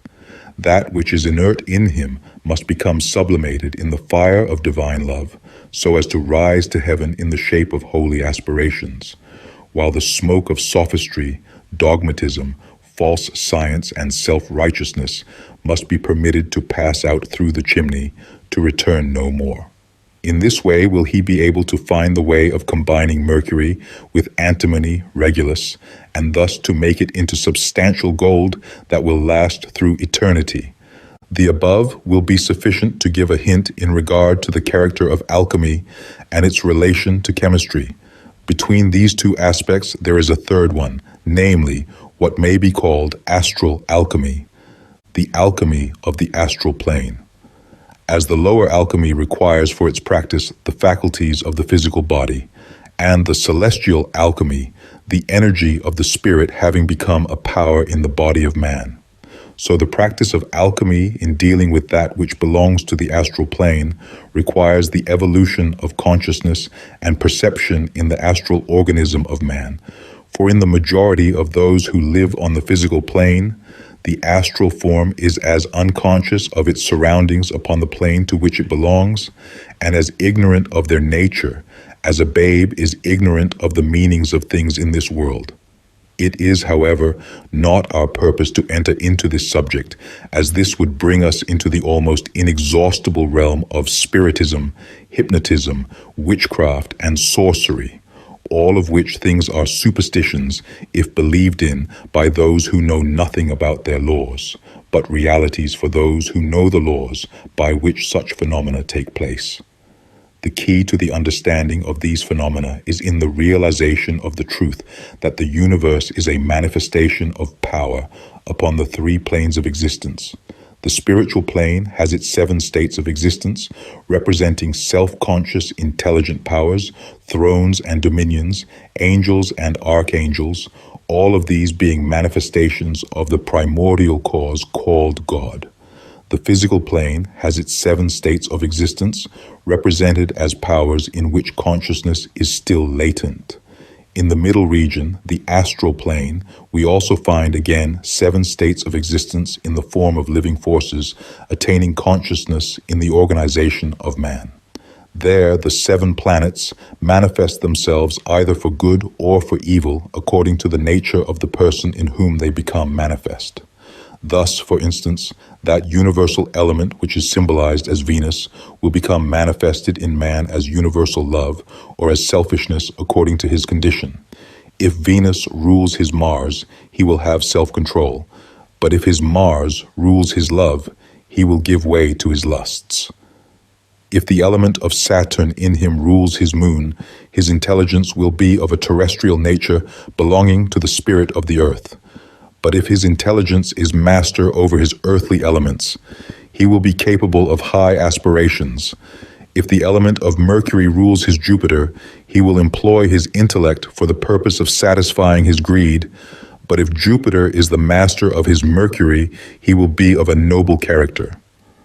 All this is merely said to hint at the sublimity of alchemical science and call attention to the universal truth, that every principle, in whatever plane of existence it may exist, is not a product of the form in which it develops and manifests itself, but that the form is the field for its development and manifestation, in the same sense as the universal sunlight is not a product of the bodies upon which it shines, but the bodies are instruments for the development and manifestation of the qualities of light.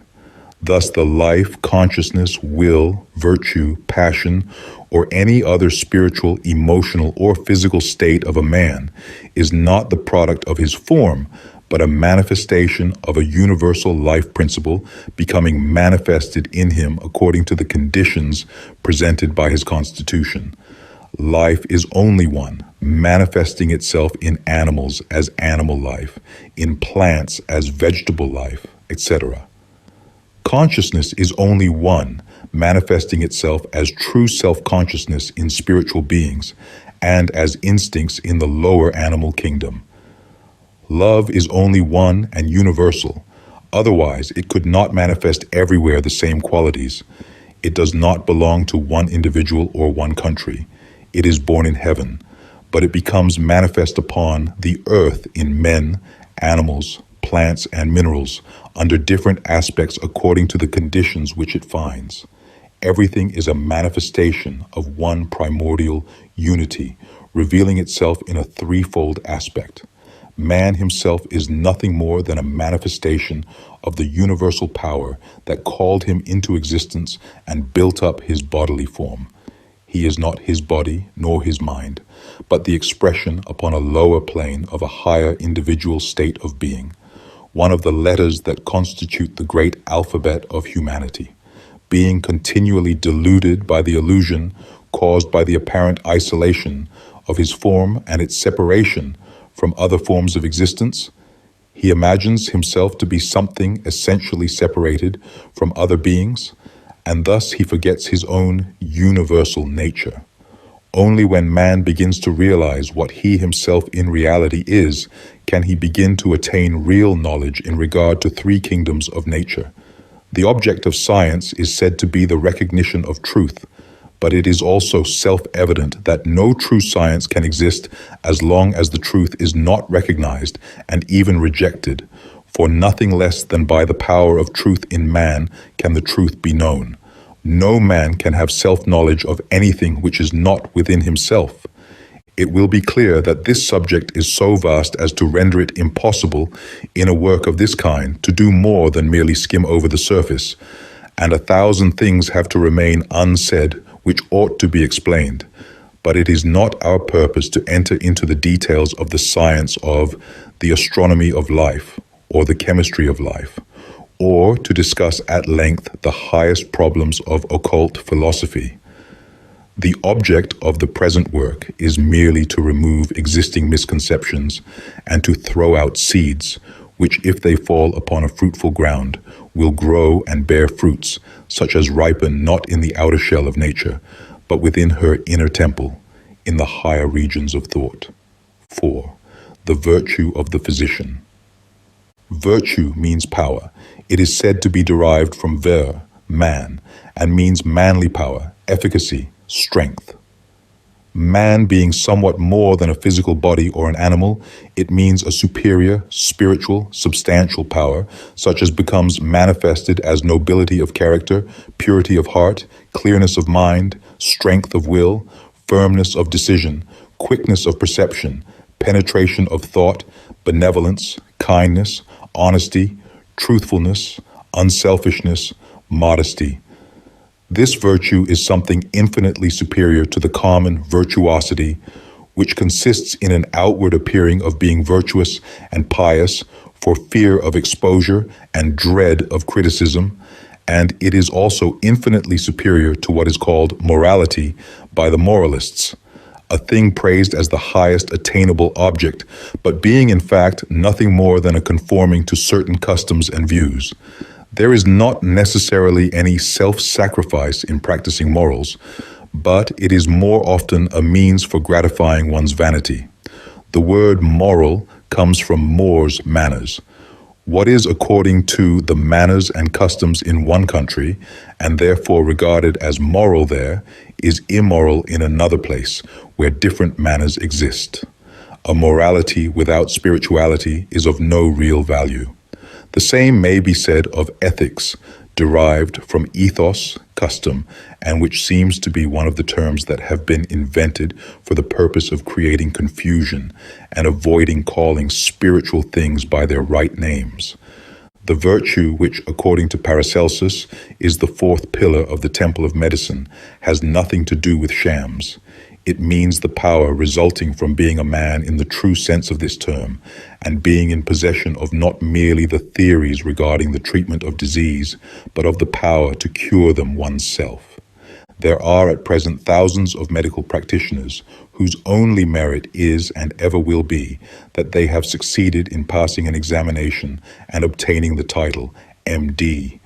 But the title Doctor means merely an academical degree. The diploma merely certifies that the examiners believe the student to have fulfilled all that the regulations require. And although such a title may involve the right to poison and kill without being punished for it, the conferring of such a degree does not constitute a physician. The true physician, as well as the real priest, is ordained by God. Paracelsus says in substance as follows. He who can cure disease is a physician. Neither emperors nor popes, neither colleges nor high schools can create physicians. They can confer privileges and cause a person who is not a physician to appear as if he were one. They can give him permission to kill, but they cannot give him the power to cure.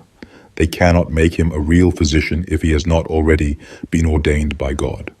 The true physician does not brag about his cleverness or praise his medicines or seek to monopolize the right of robbing the patient, for he knows that the work must praise the master, and not the master the work. There is a knowledge which is derived from man, and another knowledge which is derived from God through the light of nature. He who has not been born to be a physician will never succeed. A physician should be faithful and charitable. He who loves only himself and his own pocket will be of little benefit to the sick. Medicine is much more an art than a science. To know the experience of others is useful to a physician, but all the learning of books cannot make a man a physician unless he is one by nature.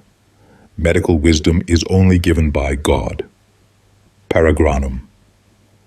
This virtue, which constitutes the true physician, cannot be created by colleges, nor can it be conferred by anyone personally upon himself. No one can confer upon himself a thing which he does not possess, or without the aid of any higher influence make himself better than that which he is, because, as has been explained above, the power exercised by any form is not the creation of the form, but an eternal principle, entering into objective existence in forms and becoming manifested in and through them by its own power. Neither truth nor wisdom can be manufactured.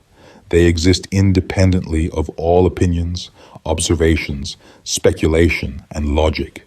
They may be hidden from our sight like the sun on a rainy day. But as the sun is independent of our being aware of his presence, so the truth exists eternally, whether or not it is acknowledged by us. If the whole generation of mankind at present walking this earth should turn into idiots, the truth would not therefore cease to be, but would become manifested again as wisdom in a more enlightened age. Nothing can rise to heaven but what has descended from it. We can only by overcoming that which is false render ourselves receptive for that which is true. Eckhart says, "Divine wisdom is to God what the sunlight is to the sun. It is one with him, a necessary activity, a never-dying fountain, having its source in the heart of God." This brings us back again to a religious basis, if we are permitted to use this ill-treated and misunderstood term. and to the necessity that he who makes it his profession to employ the laws of nature and treat the body of man should know the position which man occupies in nature and the position which nature occupies in regard to the origin from which it originates. This science requires not mere words but self-knowledge. Wisdom can only be taught by wisdom itself, but a science based upon a recognition of truth disperses the clouds which prevent the light of the truth from entering into the heart and becoming incorporated and manifested in man. Chapter 3. The 5 Causes of Disease. If we inquire from modern medical science, what are the causes of diseases? We shall probably be answered: 1. Age. 2. Heredity. 3. Intermarriage. 4. Sex. 5. Temperament. 6. Climate and locality. 7. Town or country. 8. Hygienic conditions. 9. Occupation. 10. Air. 11. Previous disease. 12. Mental and moral conditions. 13. External physical conditions. 14. Poisons. 15. Temperature. 16. Diet. 17. Epidemic disease, contagion, malaria, parasites, and growths. We will forbear to pass any remarks upon this classification of the causes of diseases, which merely enumerates certain conditions in which diseases may arise, and we will pass on to the classification of the causes of diseases given by Paracelsus. But as this subject has already received attention in a previously published work on the doctrines of Paracelsus, the following is intended merely to supply additional food for thought. Paracelsus says, all diseases have a beginning in either of the 3 substances, salt, sulfur, or mercury, which means that they may take their origin either within the kingdom of matter, within the realm of the soul, or in the sphere of the spirit. If body, soul, and mind are in perfect harmony with each other, no disharmony exists. But if a cause of discord arises in either one of these 3 planes, it communicates itself to the rest. Before proceeding further, we will inquire about the nature of these 3 substances, salt, sulfur, and mercury, which may be translated as matter, energy, and intelligence. They are, in fact, not 3 essentially different things, but only 3 modes of activity of one and the same thing. For everything is substantial. Each contains a latent or active force. In each is the potentiality of consciousness, if it has not already become manifested therein.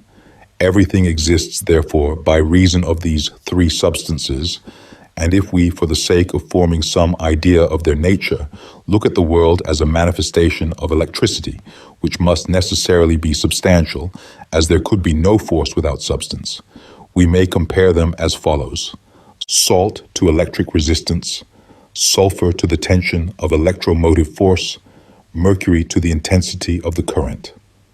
No one would ever think of these 3 measures as being separate entities, which, like substance, energy, and intelligence, are merely 3 aspects or conceptions of one universal life. But these distinctions are necessary for the purpose of forming a conception. Nothing can be thoroughly known without a knowledge of its beginning. Man is placed into 3 substances, in each of which he has a beginning, and each thing has its substance, its number and measure, constituting their harmony. From the state of these 3 substances originate all causes, origins, and also the understanding of diseases. These 3 substances, sulfur, mercurius, sal, give to everything its corporeality, each substance having its own qualities. If these qualities are good, in harmony with each other, there will be no disease, but if they enter into opposition to each other, disease, disharmony, will be the result. Paracelsus, Paramirum. Within these 3 kingdoms, disorders may arise from either of the following 5 causes of disease.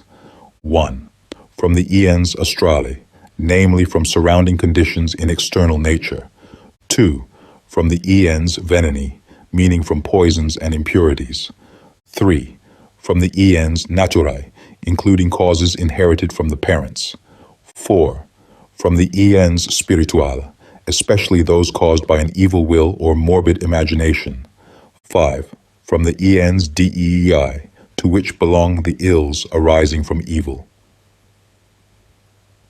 Karma acquired during this or a previous incarnation, in other words, the result of divine justice. We will now attempt to define the meaning of these 5 beginnings. 1. Ens astrale. Diseases arising from external influences, whether from physical nature or from deeper causes, the planet upon which we live being itself an astrum, star, having a physical and ethereal body, a life, a soul, a mind, and a spirit. The stars on the sky do not form a man. Man grows out of 2 beginnings, the ens seminis, the male sperm, and the ens virtutis, the reincarnating spiritual monad. He has therefore 2 natures, a corporeal and a spiritual nature, and either of these 2 requires its digest, matrix, and nutriment. As the womb of the mother is the world surrounding the child, from which the fetus receives its nutriment, so is terrestrial nature, from which the terrestrial body of man receives the influences acting in his organism. The ens astrale is a thing which we do not see, but which contains us and everything that lives and has sensation. It is that which contains the air, and from which and in which live all the elements, and which we symbolize as M, Mysterium, Paramyrum. This ens astrorum is therefore evidently the akasa, which forms the basis of all material things in physical nature. And if the close relation between man's physical nature and the physical nature surrounding him were better known, it would become more comprehensible how the states of the all-penetrating ether, changes in temperature, heat and cold, electric and magnetic conditions in nature, come to affect the physical nature of man, acting internally by inducing corresponding changes in his microcosm, even if he is protected against the direct action of rain, storm, moisture, cold, heat, etc., etc. A sudden change of conditions in the outside air can affect a patient imprisoned in a room where no such change is perceptible, and a cloudy day produce a melancholy effect even upon a blind person. There are no end of diseases which, for want of a better explanation, are attributed to catching cold, etc., while in fact it is the existence of certain conditions in the all-pervading ether which induces similar conditions in the body of the patient. Thus, for instance, changes of the moon, or the position of the moon, or the magnetic currents of the earth produce certain effects in certain persons, even if these persons know nothing about these laws, for it is a fact well known to the ancients, but which has almost been lost sight of by modern medicine.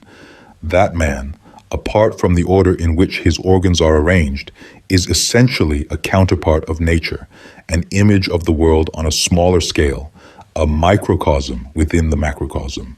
An atmospheric pressure in outside nature produces an atmospheric pressure in him. If nature rejoices in the sunlight of spring, his heart rejoices with it. If storms rage on the outside, similar storms may be aroused in him, etc., etc. He is, in fact, only a laboratory in which the universal forces of nature are performing their work. To this chapter also belong all miasmas and contagious influences, with all the bacteria, microbes, amoebae, bacilli, etc., etc., which are the pride of modern discoverers, but whose characteristics, if not the forms of their bodies, were well known to Paracelsus, who describes them under the names of talpa, matana, tortillos, permats, etc. He says, God has caused living creatures to exist in all the elements, and there is nothing empty of life. That which becomes manifested in the visible kingdom has come into existence by being generated in the upper regions. Without such a generation above, it could not have become manifested below. Meteorum. Since the modern discovery of the cholera, tubercle bacilli, and other microorganisms spreading contagious diseases, it has been the opinion of many that the presence of such microbes was the only and fundamental cause of such diseases. But still more recent investigations have shown such that the presence of these microbes does not constitute the whole cause, for they have been with impunity introduced into the human organism, and have also been found to exist in persons who had fully recovered from such a disease.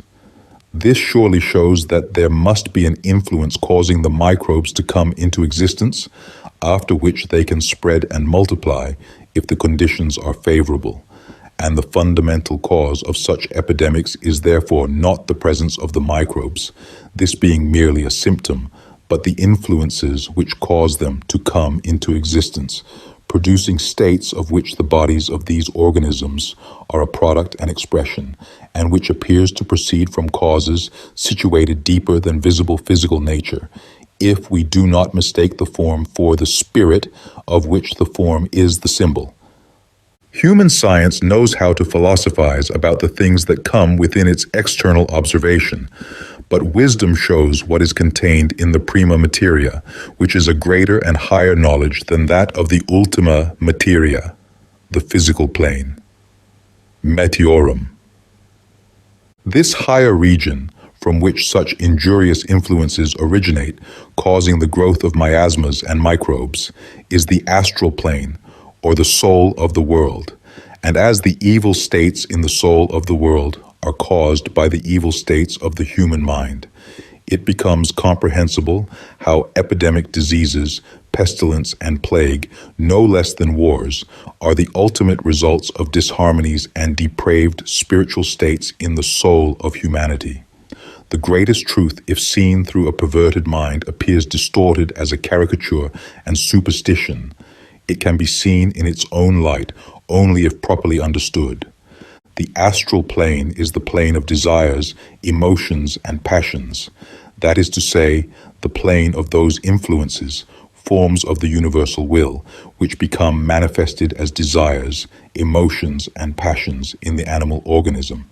And if we were to enter this subject, it would bring us within the realm of the supersensual, but nevertheless actual kingdom of living elemental powers belonging to the soul of the world. If our eyes were open to the perception of thoughts, it would be seen how a continual thought transference is taking place among individual minds, influencing and determining their actions, even if they are not aware of it, causing not only individual moral diseases, insanities, obsessions, and crimes, but whole epidemics of such kinds. There is an immense field for investigation for the psychologist.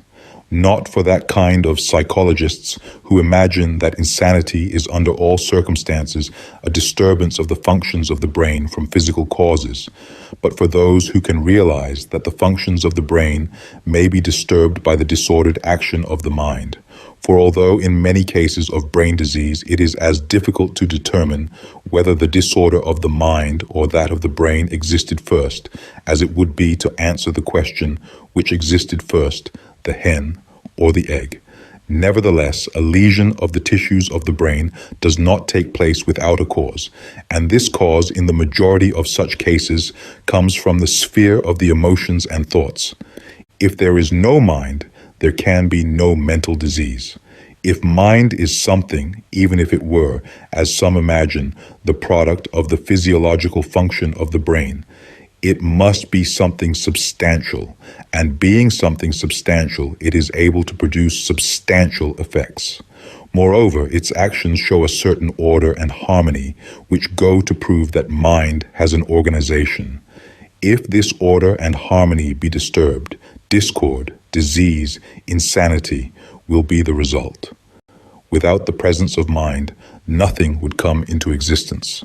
Without the consciousness in the all, no brain would be able to manifest consciousness. And this is what Paracelsus means when he says, "Whatever exists upon this earth also exists in the firmament, space. God does not make clothes for men, but he gives them a tailor. Forms do not grow by accident, but they are the ultimate result of the action of the constructive power in nature. The essence of things is hidden in space, existing invisibly in the firmament, and impressing itself upon material substances when it becomes visible by entering within our sphere of perception." Meteorum. Thus we have in the Iens Astrale a field in which exist the causes of numerous kinds of diseases. the thorough understanding of which requires a still deeper penetration into the secrets of nature and a higher conception of its constitution than is at present presented by the natural sciences of this day. 2. ENS Veneni. Diseases originating from poisonous actions and impurities in all three planes of existence. Nothing is poisonous or impure if it stands by itself. Only if two things whose natures are incompatible with each other come into contact can a poisonous action take place or an impure condition be produced. Everything is in itself perfect and good. Only when it enters into relation with another thing does relative good and evil come into existence. If anything enters into the constitution of man, which is not in harmony with its elements, the one is to the other an impurity and can become a poison. Paramirum. There is no doubt that modern chemistry, physiology, and pathology teach more than ancient science in regard to the chemical constitution, the physiological action of poisons, and of the pathological effects which they produce in the animal body. But to explain the order in which a process takes place is not sufficient to explain why it takes place, and there is still a wide field open for investigation. For at present we can only record the fact that certain physical substances have a destructive action upon the human body, while the same substances, with a little difference in the arrangements of their molecules, are not only not injurious, but even used as food. That certain substances have a specific action upon the emotional nature in man, causing an inclination to certain states of his astral constitution, such as irritability of temper, anger, cupidity, etc., which they could not have if no corresponding elements were contained in them, while others have a specific action upon the mind, such as the fading of memory, paralysis of the will, excitement of the imagination, all of which they could not accomplish if no substantial mind principle existed in them. To material science, the universe is a product of mechanical force created by unconscious matter. To the idealist, it is a dream which has nothing real in it, but seen with the eye of wisdom, it is a manifestation of life, with the potentiality of consciousness contained in everything. Love and hate exist in minerals as they do in men, only in another state of consciousness, and a tragedy or comedy might be written in regard to their family history, describing, for instance, how the beautiful Princess Sodium fell in love and was married to a fiery youth called Oxygen, and how the happy union lasted until one day a jealous knight named Chlorine fell in love with her. And although he himself was married to a flighty woman whose name was Hydrogenia, he abducted the princess, and there was nothing left for poor Oxygen but to take the deserted woman and turn to water with her. Such a story would differ from a similar one enacted in human life only insofar as the actors in the latter would intelligently and consciously follow certain laws which are enacted without individual intelligence in the mineral kingdom. There is only one consciousness and one law of harmony in the world, and according to it, accords and discords arise in all the three kingdoms of nature. The influence of the light of the truth is a poison to the erroneous conceptions existing within the mind, and earthly thoughts are impurities to the mind that aspires to the kingdom of heaven. Evil desires create evil thoughts and give birth to evil acts. Good acts procreate their species, giving rise to good thoughts and aspirations, from which good children are born. The sum of men's individual desires constitutes the desires of the soul of the world. The sum of the thoughts and opinions of mankind constitutes the mental atmosphere by which the world in general and each locality in particular is surrounded.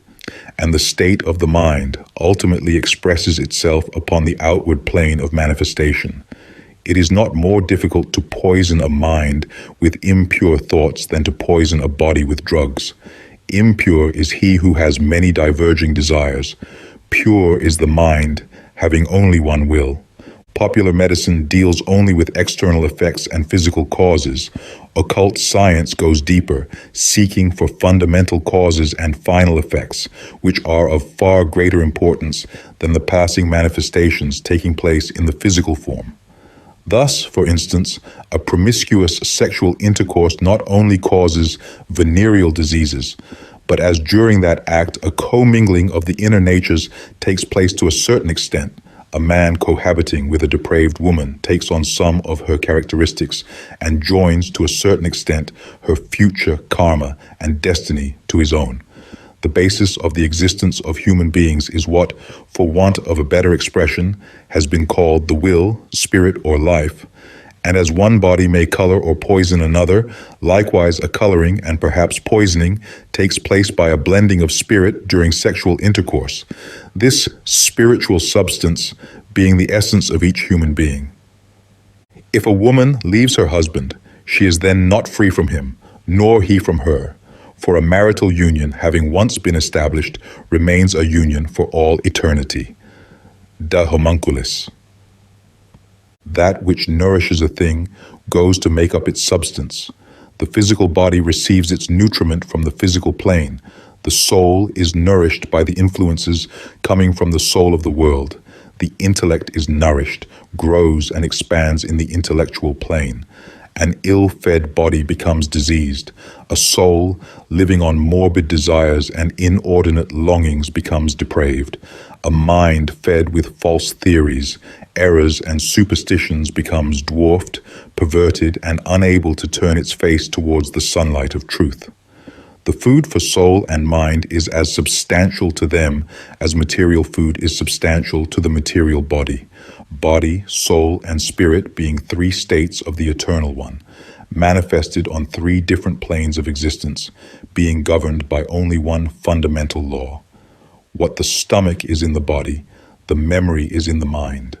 Both are related together. A dyspeptic stomach causes a defective memory and an irritable mind.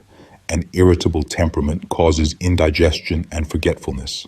Forgetfulness can cause inattention, irritability, and dyspepsia.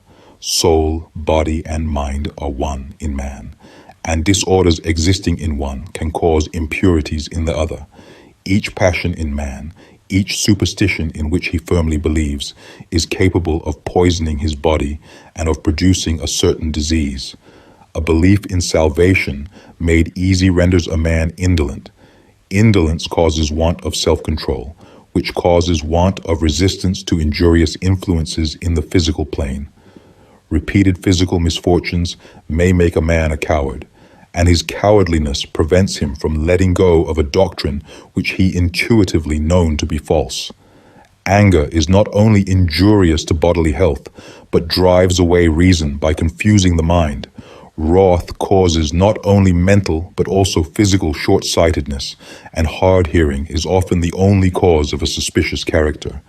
Thus, innumerable comparisons may be drawn and analogies be found, and cases cited to prove the correctness of this theory, if our space would permit it, and if it were necessary to prove by arguments and facts the truth of the unity of the all, which must be self-evident to everyone taking the trouble to seek for the answer to such questions within himself. But the highest cannot act upon the lowest without an intermediary link connecting them. The spirit cannot act upon the body without the connecting link of the soul, nor the soul upon the body, except by means of the life. We cannot cook a dish of soup for a starving beggar by means of the fire of love. But love moves the will and induces actions which the mind directs. And thus the soup may be cooked after all, owing to the power of love or charity. The greatest difficulty in the understanding of occult laws arises from the circumstance that we cannot perceive remote causes or seek to connect them with ultimate effects without being able to see through the intricate network of intermediary causes between the two ends. 3. ENS Naturae. Diseases which have their origin in certain conditions inherent in the constitution of man. Man is a perfect child of nature. There is not a single essence in his constitution which does not exist in nature. Neither is there any substance or power to be found in nature which does not exist in him, either actually or potentially, undeveloped or developed. There are many who say that man is a microcosm, but few understand what this really means. As the world is itself an organism with all its constellations, so is man a constellation, organism, a world in itself. And as the firmament, space of the world, is ruled by no creature, so the firmament which is within man, his mind, is not subject to any other creature. This firmament, sphere of mind, in man has its planets and stars, mental states, its exaltations, conjunctions and oppositions, states of feelings, thoughts, emotions, ideas, loves and hates. Call them by whatever name you like. And as all the celestial bodies in space are connected with each other by invisible links, so are the organs in man not entirely independent of each other, but depend on each other to a certain extent. His heart is his sun, his brain his moon, the spleen his Saturn, the liver Mercury, the lungs Jupiter, and the kidneys Venus, Paramerum. Man has two kinds of natures. His physical organism is a product of that nature which he received from his terrestrial parents. His mental organization is the result of a higher and quite different kind of evolution. His terrestrial nature includes not only his visible organism, but also the organization of his astral form and his mental constitution. There are two kinds of flesh. The flesh of Adam, the physical body, is gross earthly flesh. The flesh that is derived from Adam is of a subtle kind. It is not made of gross matter. It penetrates through all walls without requiring doors or holes. Nevertheless, both kinds of flesh have their blood and bones, and both differ again from the spirit. Paracelsus, de nymphis. Man having within himself the same essences and powers, and there being only one universal law of evolution, there takes place in him a development similar to, if not identical with, the development in eternal and internal nature. Accords and discords in his nature can grow and swell into harmonies or disharmonies, and constitute the whole man a symphony or cacophony, coloring his whole being and transmitting this to his offspring.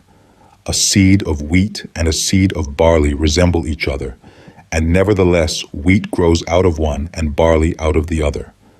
The ovum of a human being shows no essential difference from that of a monkey.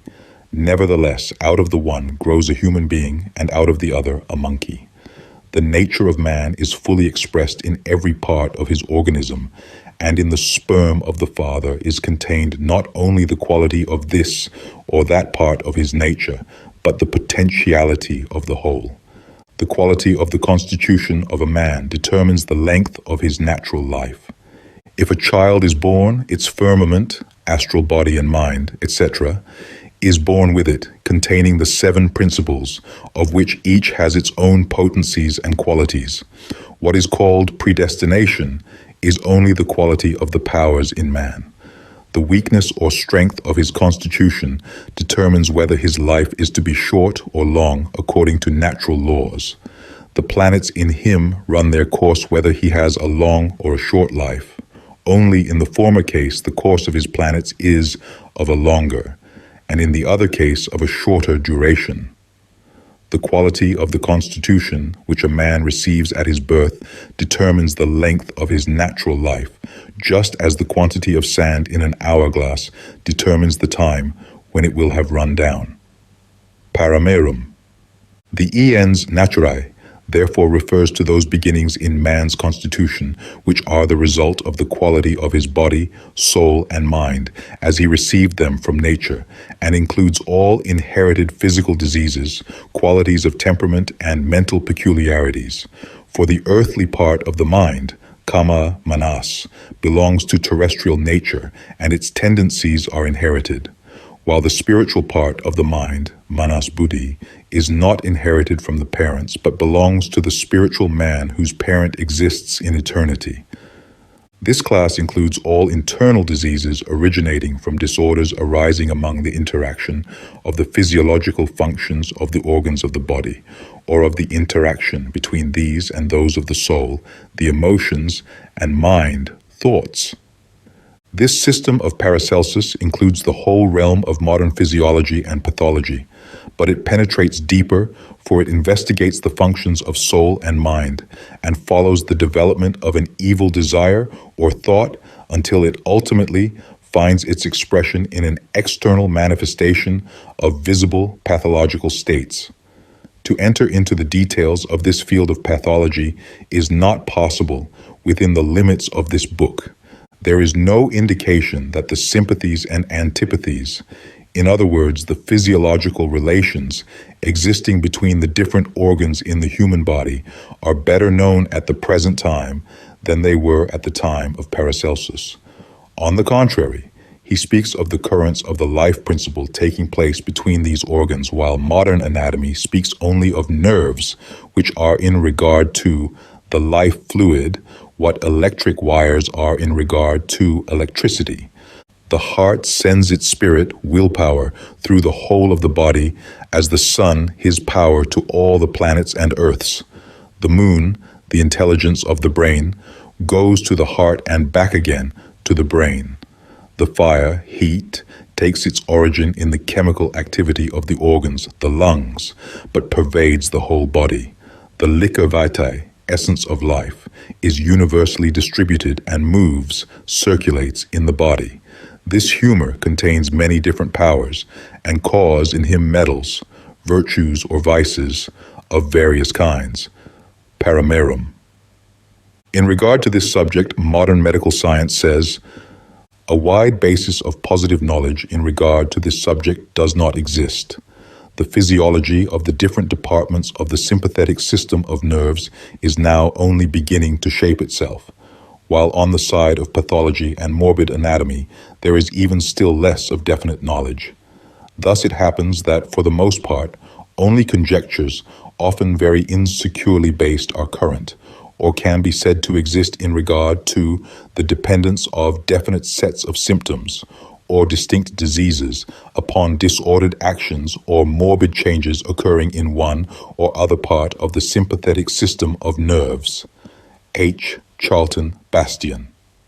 Both ancient and modern science are right as far as they go, only while modern science pays all of its attention to the forms, organs, nerves, etc., which are merely the products of certain principles and powers and the instruments for their activity.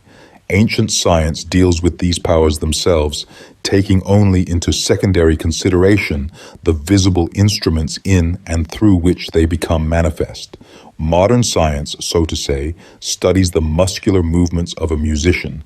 Occult science knows the art of music itself. Material science is the servant mixing the paints for the painter. The true physician is the artist who knows how to paint. The one studies the tools which the workman uses, the other sees also the workman himself. These comparisons are not drawn for the purpose of throwing discredit upon modern medical science, nor for the purpose of blaming any modern physician for not employing powers which he does not possess, but for the purpose of indicating that a knowledge of physical phenomena and visible forms is not the limit of all attainable knowledge, and that there exists a higher and more important kind of knowledge based upon a higher perception, such as is attained only through the higher development of the spiritual character of man, which becomes possible only when earthly presumption and vanity are overcome, and when, by stepping up higher, he realizes the nothingness of the terrestrial illusion of self. 4. And spiritual. Diseases arising from spiritual causes. Spirit, from spiro to blow, means breath. Breath means a power, quite distinct from mechanical force, as being endowed with consciousness, life, and intelligence. In its aspect as a universal power, it means the breath of God, which caused the universe to come from a subjective state into objective existence. In its individual aspect, it means the spiritual power dwelling in man. Spirit is consciousness in every plane of existence. But from this, it does not follow that all the forms in which it dwells necessarily manifest self-consciousness or are even conscious of existence. For the manifestation of perfect spiritual self-consciousness, a spiritual organism is required, such as an average man does not possess, if he has not been reborn in the spirit. In the forms of the mineral kingdom, the presence of spirit is perceptible by the manifestations of mineral life, in the vegetable kingdom by the manifestations of vegetable life, and in the animal kingdom by those of animal life. For spirit is itself the basis of life in the physical, astral, intellectual, and spiritual world. And as the spirit of the universe is the spiritual breath of God, issuing from the center and returning to it, so is the spirit of man the spiritual power which enters into his constitution and issues again when the body dies. That is a spirit which is born from our thoughts, immaterial and in the living body. That which is born after our death is the soul, paramirum.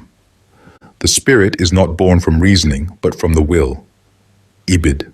Spirit, in other words, is a form of will endowed with thought, a spiritual power, neither good nor evil in itself, but which becomes good or evil according to the purpose for which it is employed.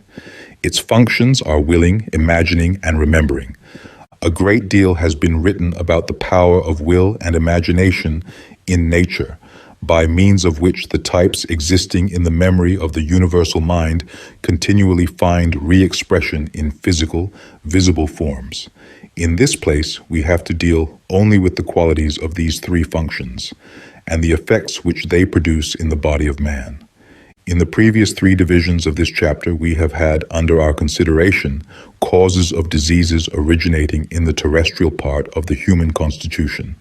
This and the following deals with his spiritual part. There are two subjects in man.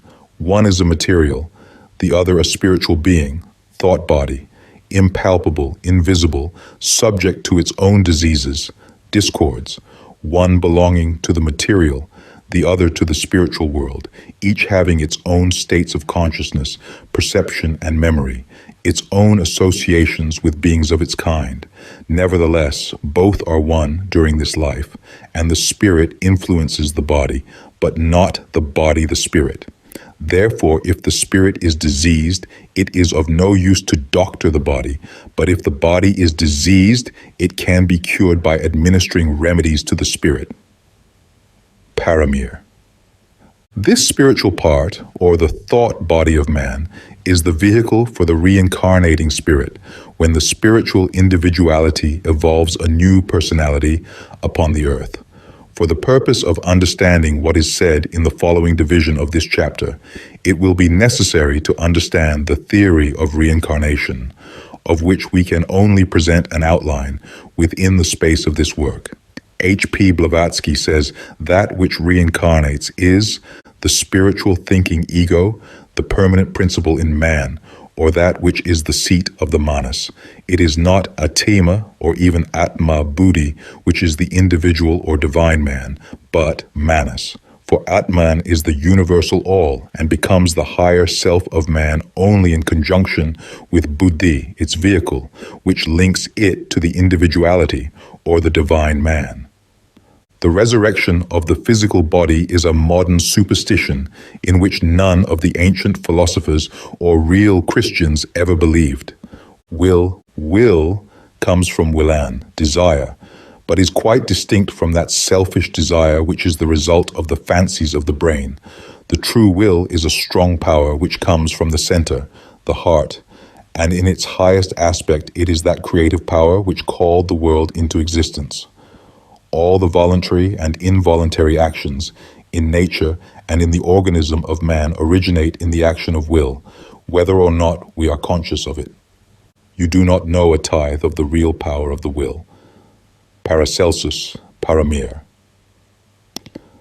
Upon the physical plane, the will acts, so to say, unconsciously, carrying out blindly the laws of nature, causing attractions, repulsions, guiding the mechanical, chemical, and physiological functions of the body without man's intelligence taking any part in the process.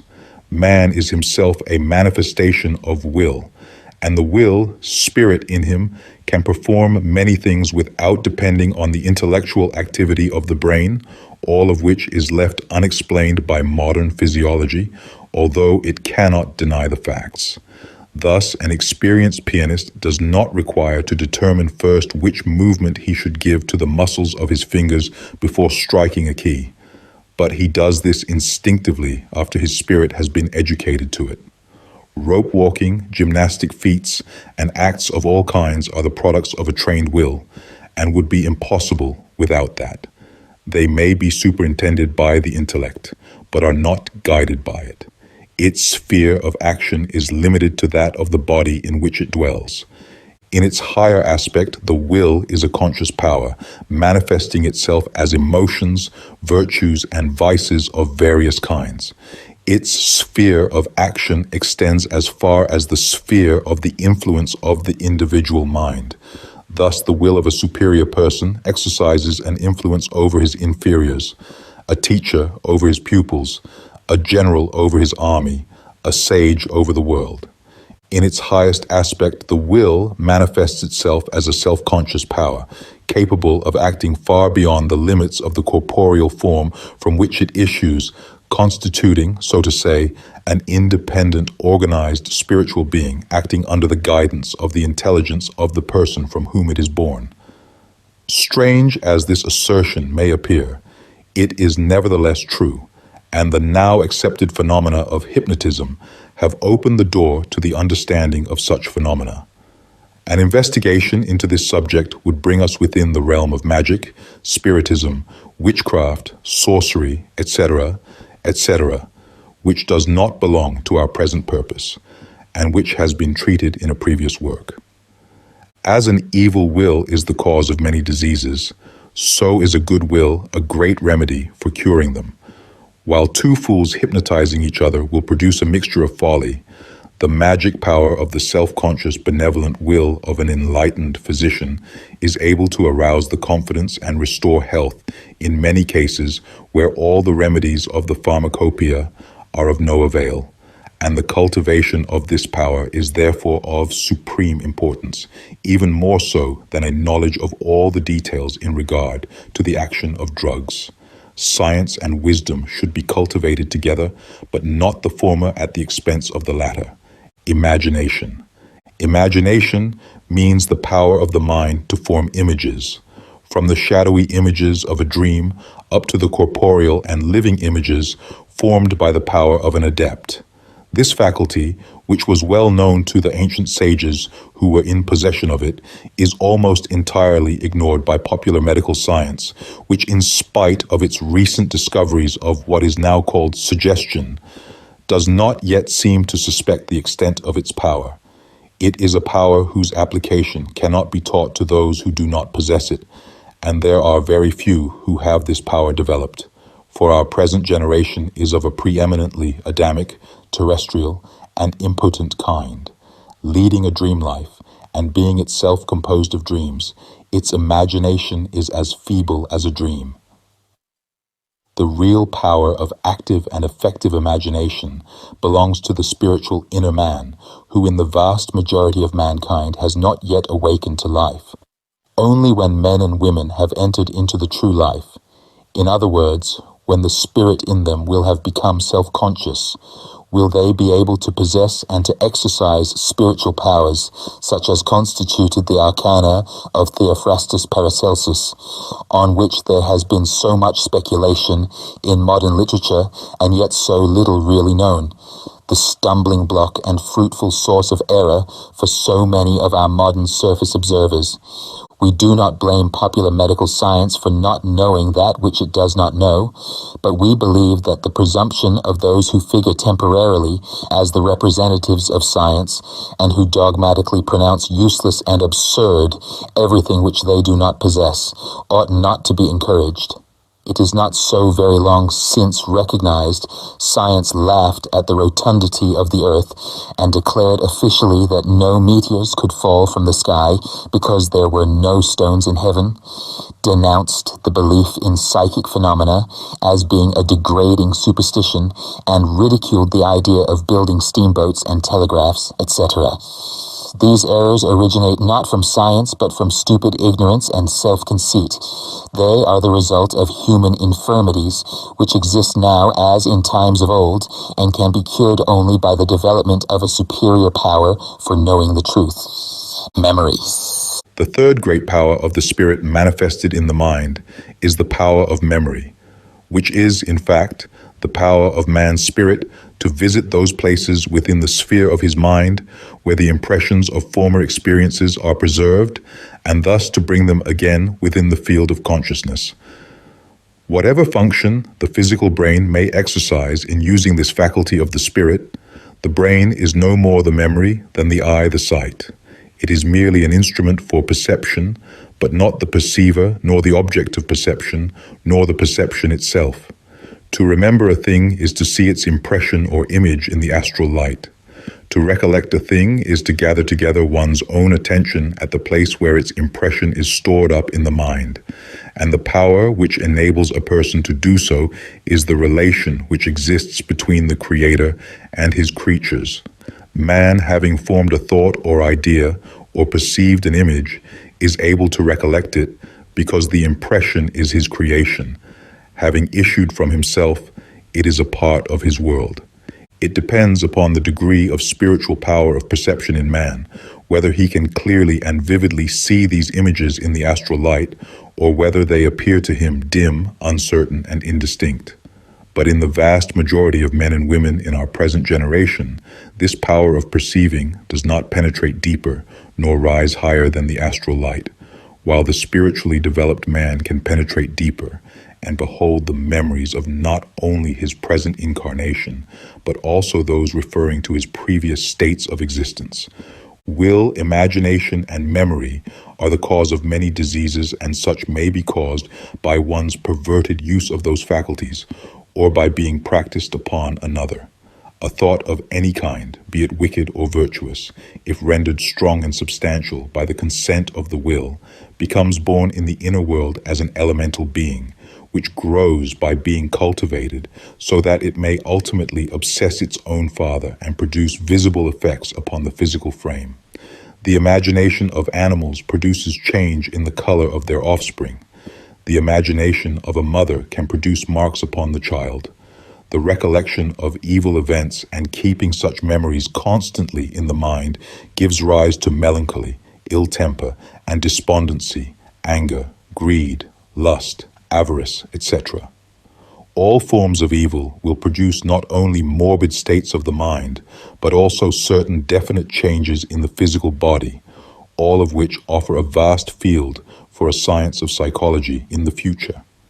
An exposition of such a mental science cannot be attempted within the limited space of this work, but there already exists a vast amount of literature on this subject ignored by official science. 5. ENSDI, diseases arising from eternal retribution. A definition of the word deus, God, is an impossibility because it refers to a state beyond the conception of the limited mind. Eckhart says, a God of whom I could conceive would not be a God, but a limited creature. We can therefore only say God is the universal will in its highest aspect as divine love, which is the supreme law and the life of all things. A necessary consequence of the action of divine law is divine justice, because it would be impossible to imagine how one being could be favored without doing injustice to another, and thus depriving the law of universal divine love of its unity and equality. This divine law of justice, according to which every cause created by a rational being returns with all its effects to its creator, is called in the East the law of karma, and may be translated as the law of eternal retribution. H.P. Blavatsky says, karma is the unerring law which adjusts effect to cause on the physical, mental, and spiritual planes of being. As no cause remains without its due effect from greatest to least, from a cosmic disturbance down to the movement of your hand, and as like produces like, Karma is that law which adjusts wisely, intelligently, and equitably each effect to its cause, tracing the latter back to its producer. This law of karma is in common parlance called the will of God, which means the action of divine justice throughout the universe. And it is the cause not only of social evils, distinctions of classes in society, of the unequal distribution of wealth and comfort, good luck and misfortune, but also of defects of character, mental abnormalities, and physical diseases. All diseases, in fact, are effects of the law of karma, the effects of causes, which are all based upon one universal law. But this is not to be understood as if it meant fatality, or as if nothing could be done to cure such effects, for karma is also the source of good, and if the patient finds a physician able to cure him, it proves that it was his karma to find him and that he should be cured by him. All health and all disease comes from God, who also furnishes the remedy. Each disease is a purgatory, and no physician can effect a cure until the time of that purgatory is over. Ignorant physicians are the devils of that purgatory, but a wise physician, a redeeming angel, and a servant of God. The physician is a servant of nature, and God is its Lord. Therefore, no physician ever performs a cure unless it is the will of God curing the patient through him. Paramir. To know the theory of a thing is a science. To know how to use it successfully is art. It was the view of the ancient philosophers, and it will also be the view of the physician of the future, that medicine is not merely a science but a holy art, and that a mere science without true goodness and wisdom is without real value. The practice of medicine must be based not merely upon scientific theories in regard to the laws of that part of nature, which is its lowest plane of manifestation, the plane of physical appearances. But at the bottom of all science must be the recognition of eternal truth itself. Health and disease in man are not determined by physical laws alone, such as govern the lowest orders of being. Neither are the laws of nature created by nature, but all natural laws are the outcome of spiritual law acting in nature, and in those kingdoms where intelligence plays a part, where the will begins to become free and individual responsibility takes place, a more direct action of divine law becomes manifest. Although, therefore, a knowledge of the laws of physical nature is extremely useful and necessary, the student of medicine should above all cultivate nobility and spirituality of character, such as is the result of the recognition of the fundamental law of divine wisdom, upon which is based all the order and harmony that exists in the world. Thus, the practice of medicine has for its foundation not a merely technical side, and is not merely a trade or profession which anybody may enter who chooses for the purpose of making a living, but it requires for its legitimate object the employment of such faculties as are the result of a development of the higher and nobler elements, the spiritual part in the constitution of man. Chapter 4. The 5 Classes of Physicians. There being 5 causes of disease, and as each disease ought to be treated with reference to its cause, there may be distinguished 5 distinct modes of treatment, which, however, must not be confounded with 5 different systems, such as anyone may choose at his own pleasure, for each of these modes requires the possession of certain distinct natural qualifications, of which the higher are at present only rarely to be found. While the science of the lower methods, such as prescribing drugs, using hot or cold water, or applying any other physical forces, may easily enough be taught to anybody in possession of an ordinary amount of intelligence, the real art of medicine requires higher gifts and talents, which cannot be acquired in any other way than according to the law of spiritual evolution, by the higher development of the inner man. A physician in possession of the powers conveyed by wisdom may also acquire a knowledge of the medical views and technicalities which form the stock in trade of the lower orders of physicians. But a physician of a lower order cannot practice the art of the higher order without becoming initiated into that order by means of the development of the power required for it. This will make it clear that the quality of the physician himself is of as much importance as the system which he practices, and Paracelsus distinguishes 5 classes of physicians, the 3 lower classes seeking for their resources in the material plane, the 2 higher classes employing remedies belonging to the supersensual plane. But he also says that, owing to the unity of nature, either one of these classes of physicians may accomplish cures in either one of the 5 fields, and that no physician ought to change around from one system to another, but each ought to stick to that sect to which he naturally belongs. These 5 classes of physicians he describes as follows. 1. Naturales, such as employ physical remedies, acting as opposites, which means using physical and chemical means, heat against cold, etc. Allopaths. 2. Specificae, those who employ certain remedies which experience has shown to act as specifica. Empirics, homeopaths. 3. Characterales, such as employ the powers of the mind, acting upon the will and imagination of the patient, mental healers, mind cure, mesmerism. 4. Spirituales, those who are in possession of spiritual powers, using the magic power of their own will and thought, magic, psychometry, hypnotism, spiritism, sorcery. 5. Fideles, those through whom miraculous works are performed in the power of the true faith, adepts. To which of these 5 sects or faculties a physician belongs, he ought to be thoroughly versed and experienced in that department, having not merely a superficial but a thorough knowledge of it.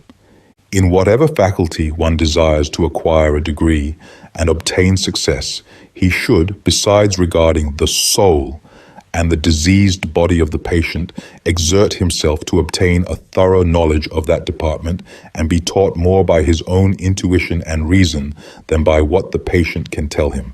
He ought to be able to recognize the cause and origin of the disease which he treats, and his knowledge ought to be unwavering and not subject to doubts.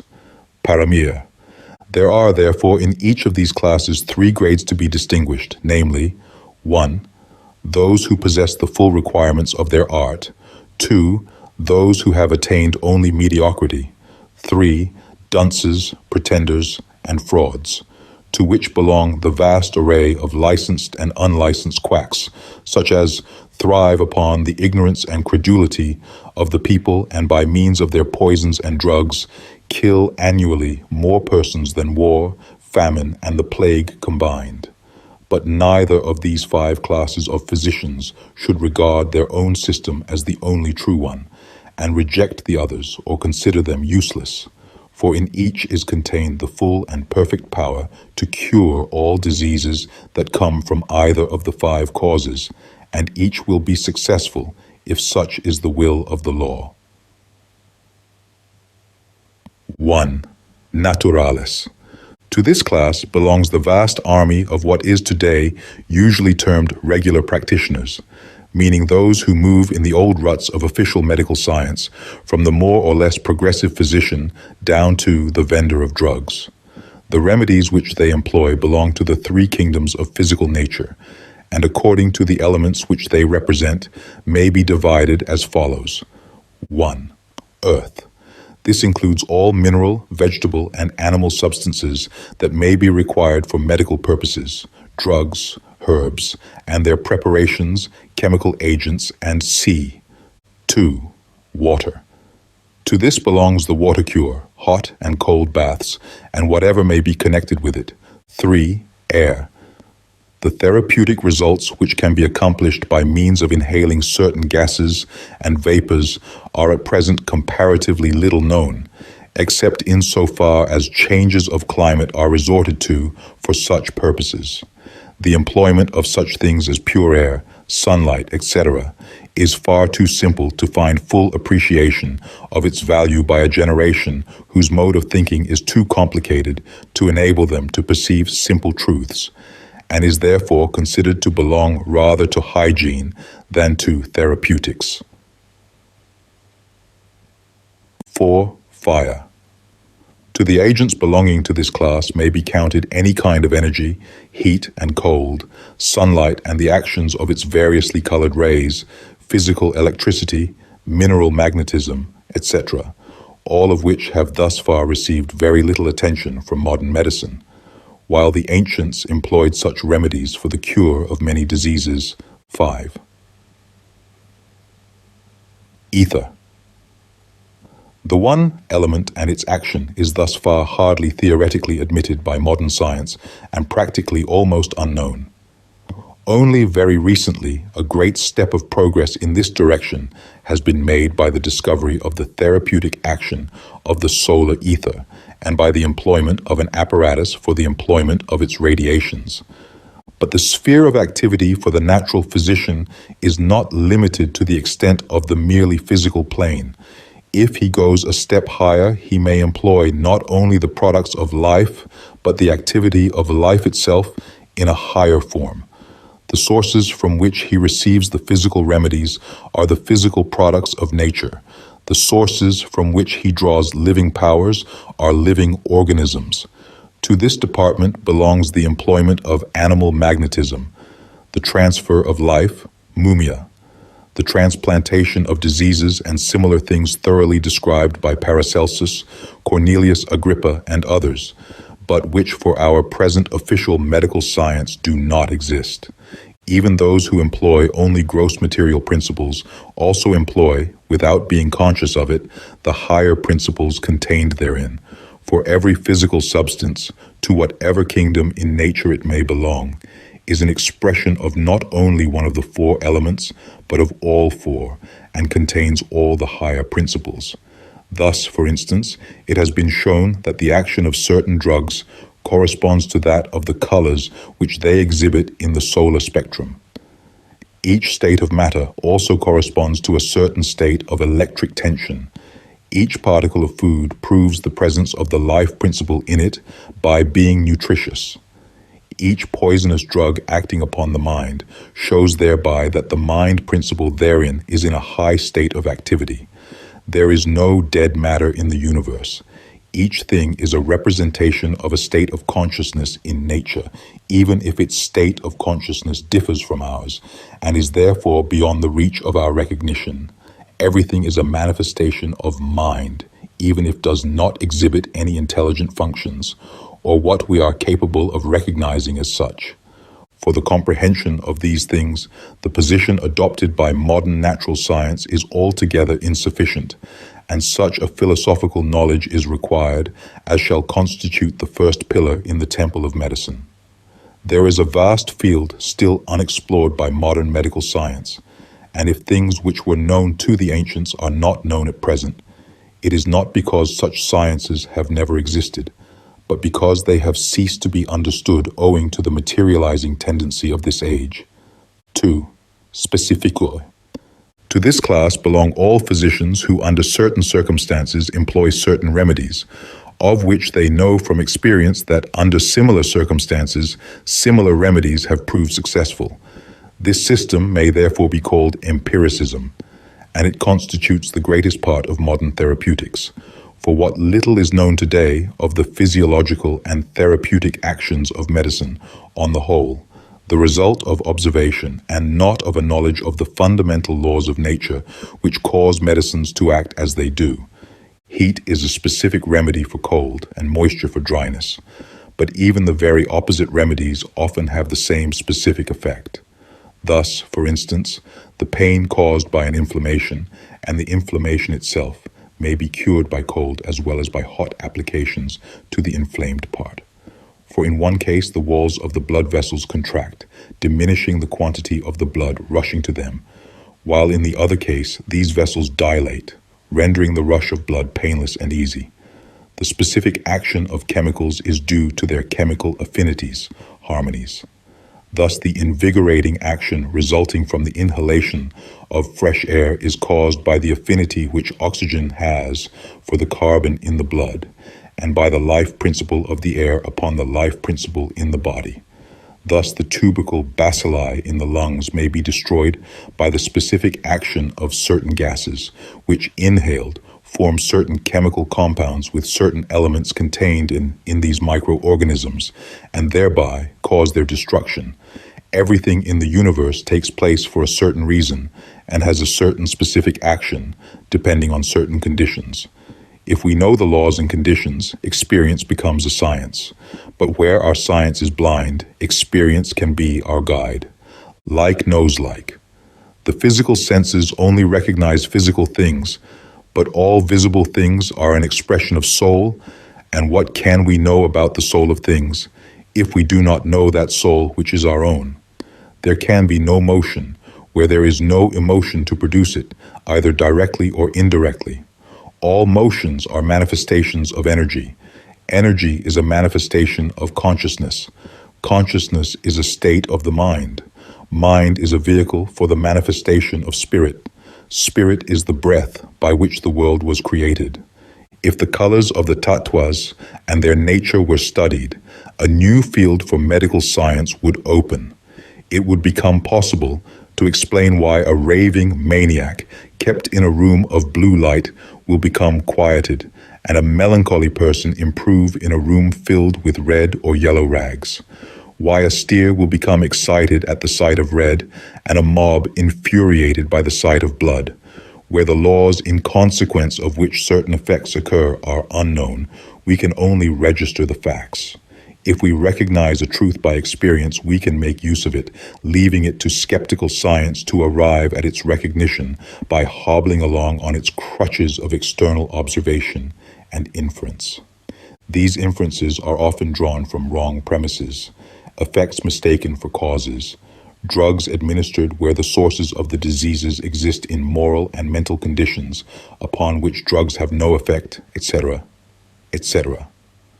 The application of specific remedies therefore requires not merely a knowledge that this or that remedy has effected such and such cures, but also a knowledge of the circumstances in which it will produce such effects again.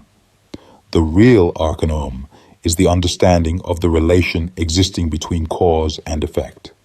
To those short-sighted practitioners who behold in every disease nothing but the manifestation of a purely physical or chemical cause, and to whom mind, soul, and spirit are terms without meaning or merely physiological functions of unconscious matter, the arcana of such cures will ever remain unknowable mysteries, for they can be known only to those who understand the organization of the inner nature of man. The phenomena caused by life are incomprehensible as long as life is regarded as a product of forms without life.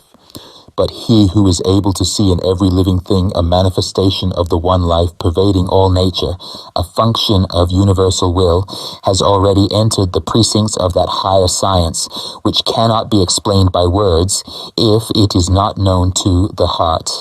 3. Characterales. A physician of this class is the one whose very presence inspires the patient with confidence in recovery. Consciously or unconsciously, such a physician acts upon the two great motive powers in the constitution of the patient, namely his will and his imagination. He who can restore tranquility of the soul by creating confidence creates the condition required for the cure of the disturbance of the elements producing discord.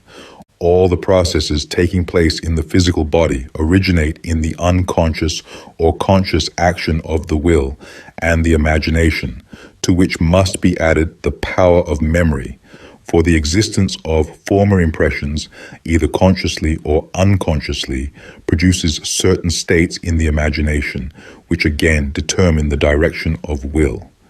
The average physician often employs these powers unknowingly. A physician of the higher class can employ them intelligently. A sudden, strong emotion may in a moment cure a paralytic affection of long standing. A sudden danger arouse the unconscious will. Perhaps in the majority of cases it is not that which the patient takes, but that which he imagines that it will cure him, which effects the cure. And without this power of the imagination, very few medicines would produce any beneficial results. To this department belong so-called hypnotism and suggestion, two old things described under new names. Paracelsus says of this action of the spiritual will, It is as if one orders another to run and he runs. This takes place by means of the word and through the power of the word being the character, paramir. So-called hypnotism is the overcoming of a weak will by a stronger one. The superior will of the physician overcomes the will of the patient and forces it to act in a certain direction. It is an art which is practiced continually and constantly by one half of mankind on the other half, from the willpower of a general commanding his army down to the unconscious influence unknowingly exercised by one mind over another, without the subject being aware of its source. Evil thoughts originating in one person create corresponding impulses in others. And if the unconscious action of will and the relations which it causes among sympathetic minds were truly known, human free will and responsibility would perhaps appear in a different light. Similar to that is what has been called suggestion, which Paracelsus calls the virtue of the imagination. It is the imagination of one mind, overpowering the mind of another and creating therein a corresponding imagination which is perfectly real to the patient because it is in reality his own creation, produced unconsciously by himself. The visible man has his laboratory, the physical body, and the invisible man is working therein. The sun has his rays, which cannot be grasped with the hands, which are nevertheless strong enough to set houses on fire, if gathered by a lens. Imagination in man is like a sun. It acts within his world wherever it may shine. Man is that which he thinks. If he thinks fire, he is all on fire. If he thinks war, he is warring. By the power of thought alone, the imagination becomes a sun. De virtute imaginativa. The imagination becomes strong through the will, and the will becomes powerful through imagination. Either of these two is the life of the other, and if they become one and identical, they constitute a living spirit to which nothing inferior offers resistance. In the ignorant and doubtful, in those who do not know their own mind and doubt the result of success, consequently in the majority of experiments carried on for the purpose of gratifying a scientific curiosity or for some other selfish purpose, the will and imagination are not one, but act in two different directions. If we look with one eye to heaven and with the other to the earth, or with one to the restoration of the patient's health, and with the other to the prophet's knowledge or renown we may receive from it ourselves, there is no unity of motive or purpose, and consequently a lack of the principal condition for success. A physician desirous of employing such means should therefore be of such a nobility of character as to be above all selfish considerations, and only intent upon doing his duty according to the commands of divine love. Only that which comes from the heart goes to the heart.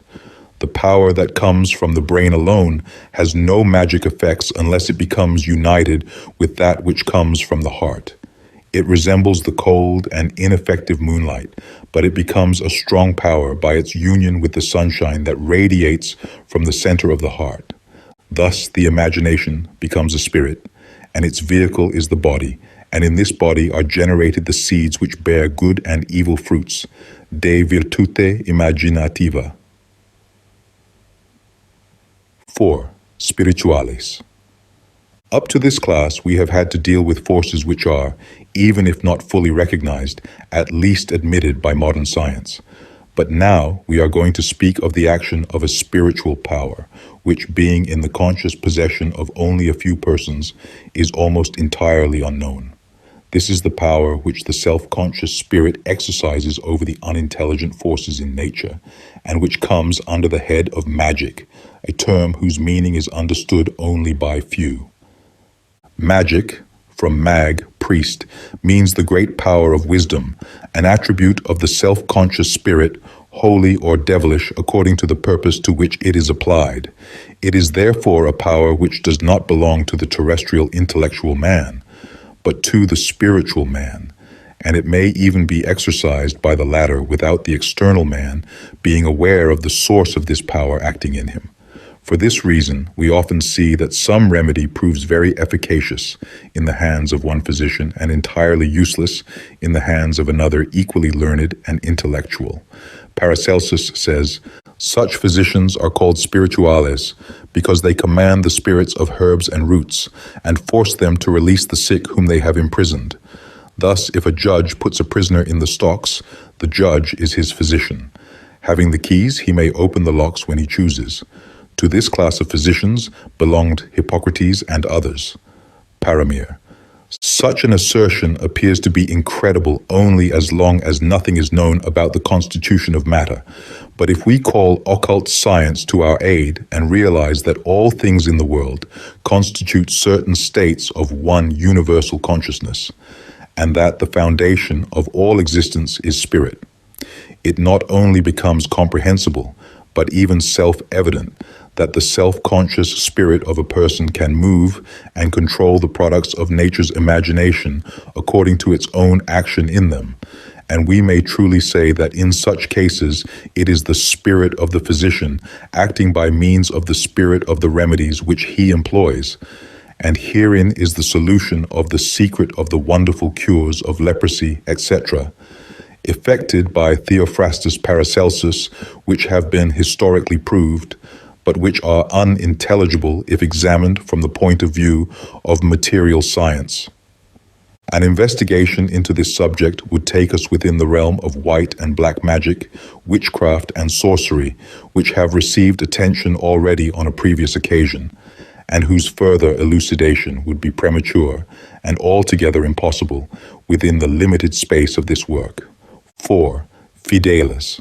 The word fidelity, from fido, to trust, means faith, confidence, conviction arising from the perception of truth. Knowledge, such as results from experience, and the class of physicians here referred to, includes those who, remaining true to their own divine nature, are in possession of divine powers, such as have been attributed to Christ, the apostles, and saints. They restore health by the power of faith, for he who believes in truth becomes healed by its own power. Paramir. So-called faith is in most cases elusive and consists merely in an accepted or pretended belief in the correctness of certain opinions or theories. The true faith of the spiritual man is a living spiritual and divine power, resulting from the certitude of the spiritual perception of the eternal law of cause and effect. As we most certainly are convinced that day follows upon the night and night after day, so the adept physician, knowing the spiritual, moral, and physical causes of diseases, and appreciating the flow of their evolution and progress, knows the effects created by such causes and controls the means for their cure. No one can destroy effects caused by the law of divine justice. If he hinders the manifestation of divine law in one way, it will manifest itself in another way. Such is the action of divine law in nature. But he who lives in the truth and in whom divine truth becomes manifest is thereby raised superior to nature, for he enters into that from which nature took its origin. This uplifting and all-saving power is the true faith in man which can cure all diseases. There is neither good nor bad luck, but every effect is due to a cause. Each one receives his reward according to the way he walks and acts.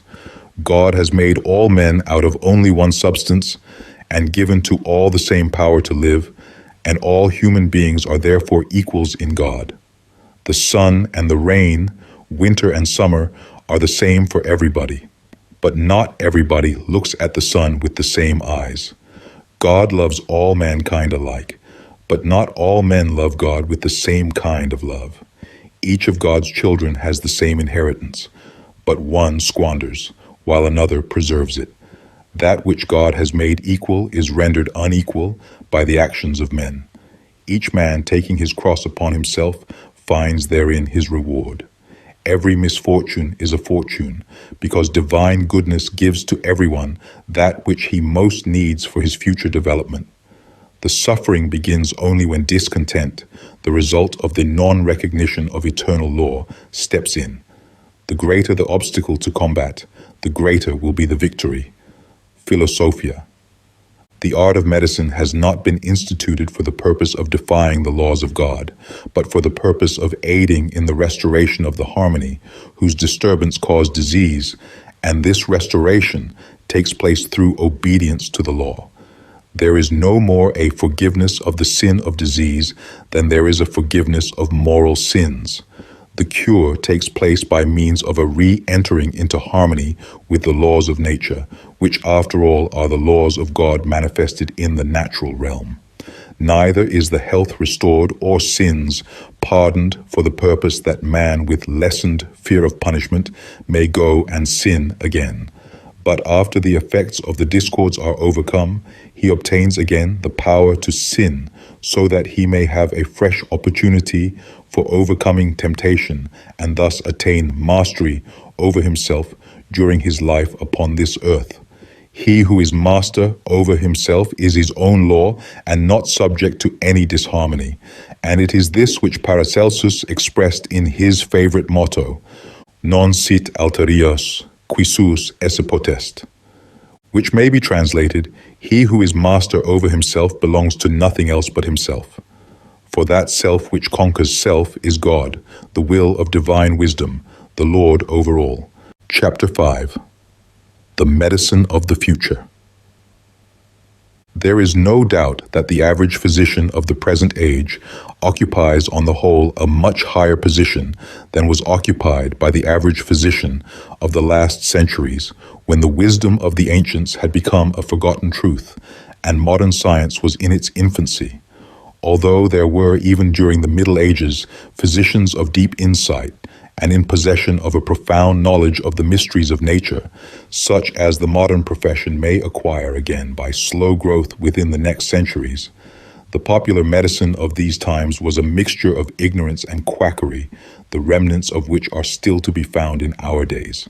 Of this class of the physicians of those times, Paracelsus says, "There are a great many among them who have no other object but to satisfy their greed, so that one has to be ashamed to belong to a profession in which so much swindling takes place. They speculate on the ignorance of the people, and he who succeeds in amassing the greatest amount of money by robbing them is looked upon as the leading physician. Mutual love and charity is entirely out of fashion, and the practice of medicine is degraded to the standard of a common trade, in which the only object is to take as much money as one can obtain, and those who have the gift of the gab and clamor the loudest succeed best in cheating mankind. For as long as the world is filled with fools, the biggest fool will necessarily be the ruler, if he only succeeds in making himself conspicuous. Defensio. The science of medicine is not to blame for the existence of such a state of things, but it is one of the attributes of human animal nature, and we leave it to the intelligent observer to judge whether this nature has changed a great deal since the time of Paracelsus, or whether there is still an army of quacks, legalized or illegal, who have written the motto, Mundus vult decipi, ergo decipiatur, upon their flag. Official science has undoubtedly progressed during this century, but merely intellectual acquisitions do not necessarily make a man wiser. The greatest scoundrels have been men of great intellectuality without spirituality. Wisdom consists in the self-recognition of truth, and there are many who are ever learning and never able to come to the knowledge of truth. This spiritual knowledge does not belong to the faculties of men's lower intellectual nature, but to his higher nature alone, and it is therefore of paramount importance that the development of that higher nature should receive more attention than it is receiving at present. A mere improvement in morals or ethics is quite insufficient for that purpose. Morality is the outcome of reasoning. Spirituality is the superior power due to the manifestation of self-consciousness on a higher plane of existence, the illumination of the mind and body of man by the power and light of the spirit filling the soul. When spirituality becomes substantiality in man, then only will his knowledge be of a substantial kind. This spiritual substantiality, or in other words, the realization of the highest ideal, is the work of the gradual evolution of mankind, which, as has been said, by the ancient alchemists may require for its accomplishment thousands of ages, but which can also be accomplished in a moment of time. It is not a product of man's labor, but of the descent of the light of divine truth, the grace of God, which will come to everyone whenever he is ready to receive it. It is therefore not dependent on anyone's willing or running, but on the action of the spirit of the true divine self, which is ever striving to become manifest in man.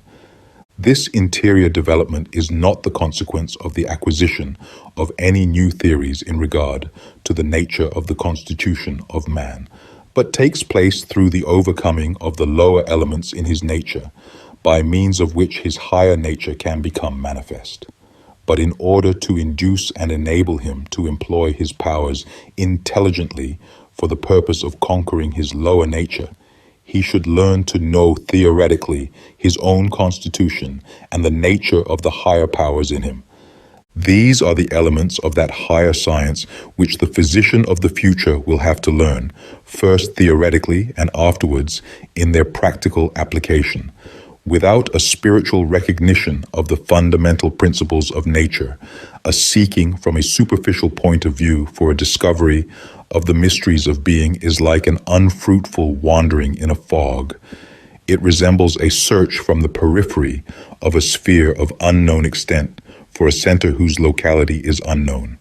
While if we have once a correct conception of the situation of that shining center, its light will act as a guiding star in our wanderings through the fogs which pervade the realm of phenomena. Science comes from man. Wisdom belongs to God. Of sciences, there are many. Wisdom is only one. The sciences should be cultivated, but wisdom not be neglected, for without wisdom, no true science can exist. Nothing real is of ourselves. We do not belong to ourselves, but we belong to God. Therefore, we must try to find in ourselves that which is of God. It is His and not ours.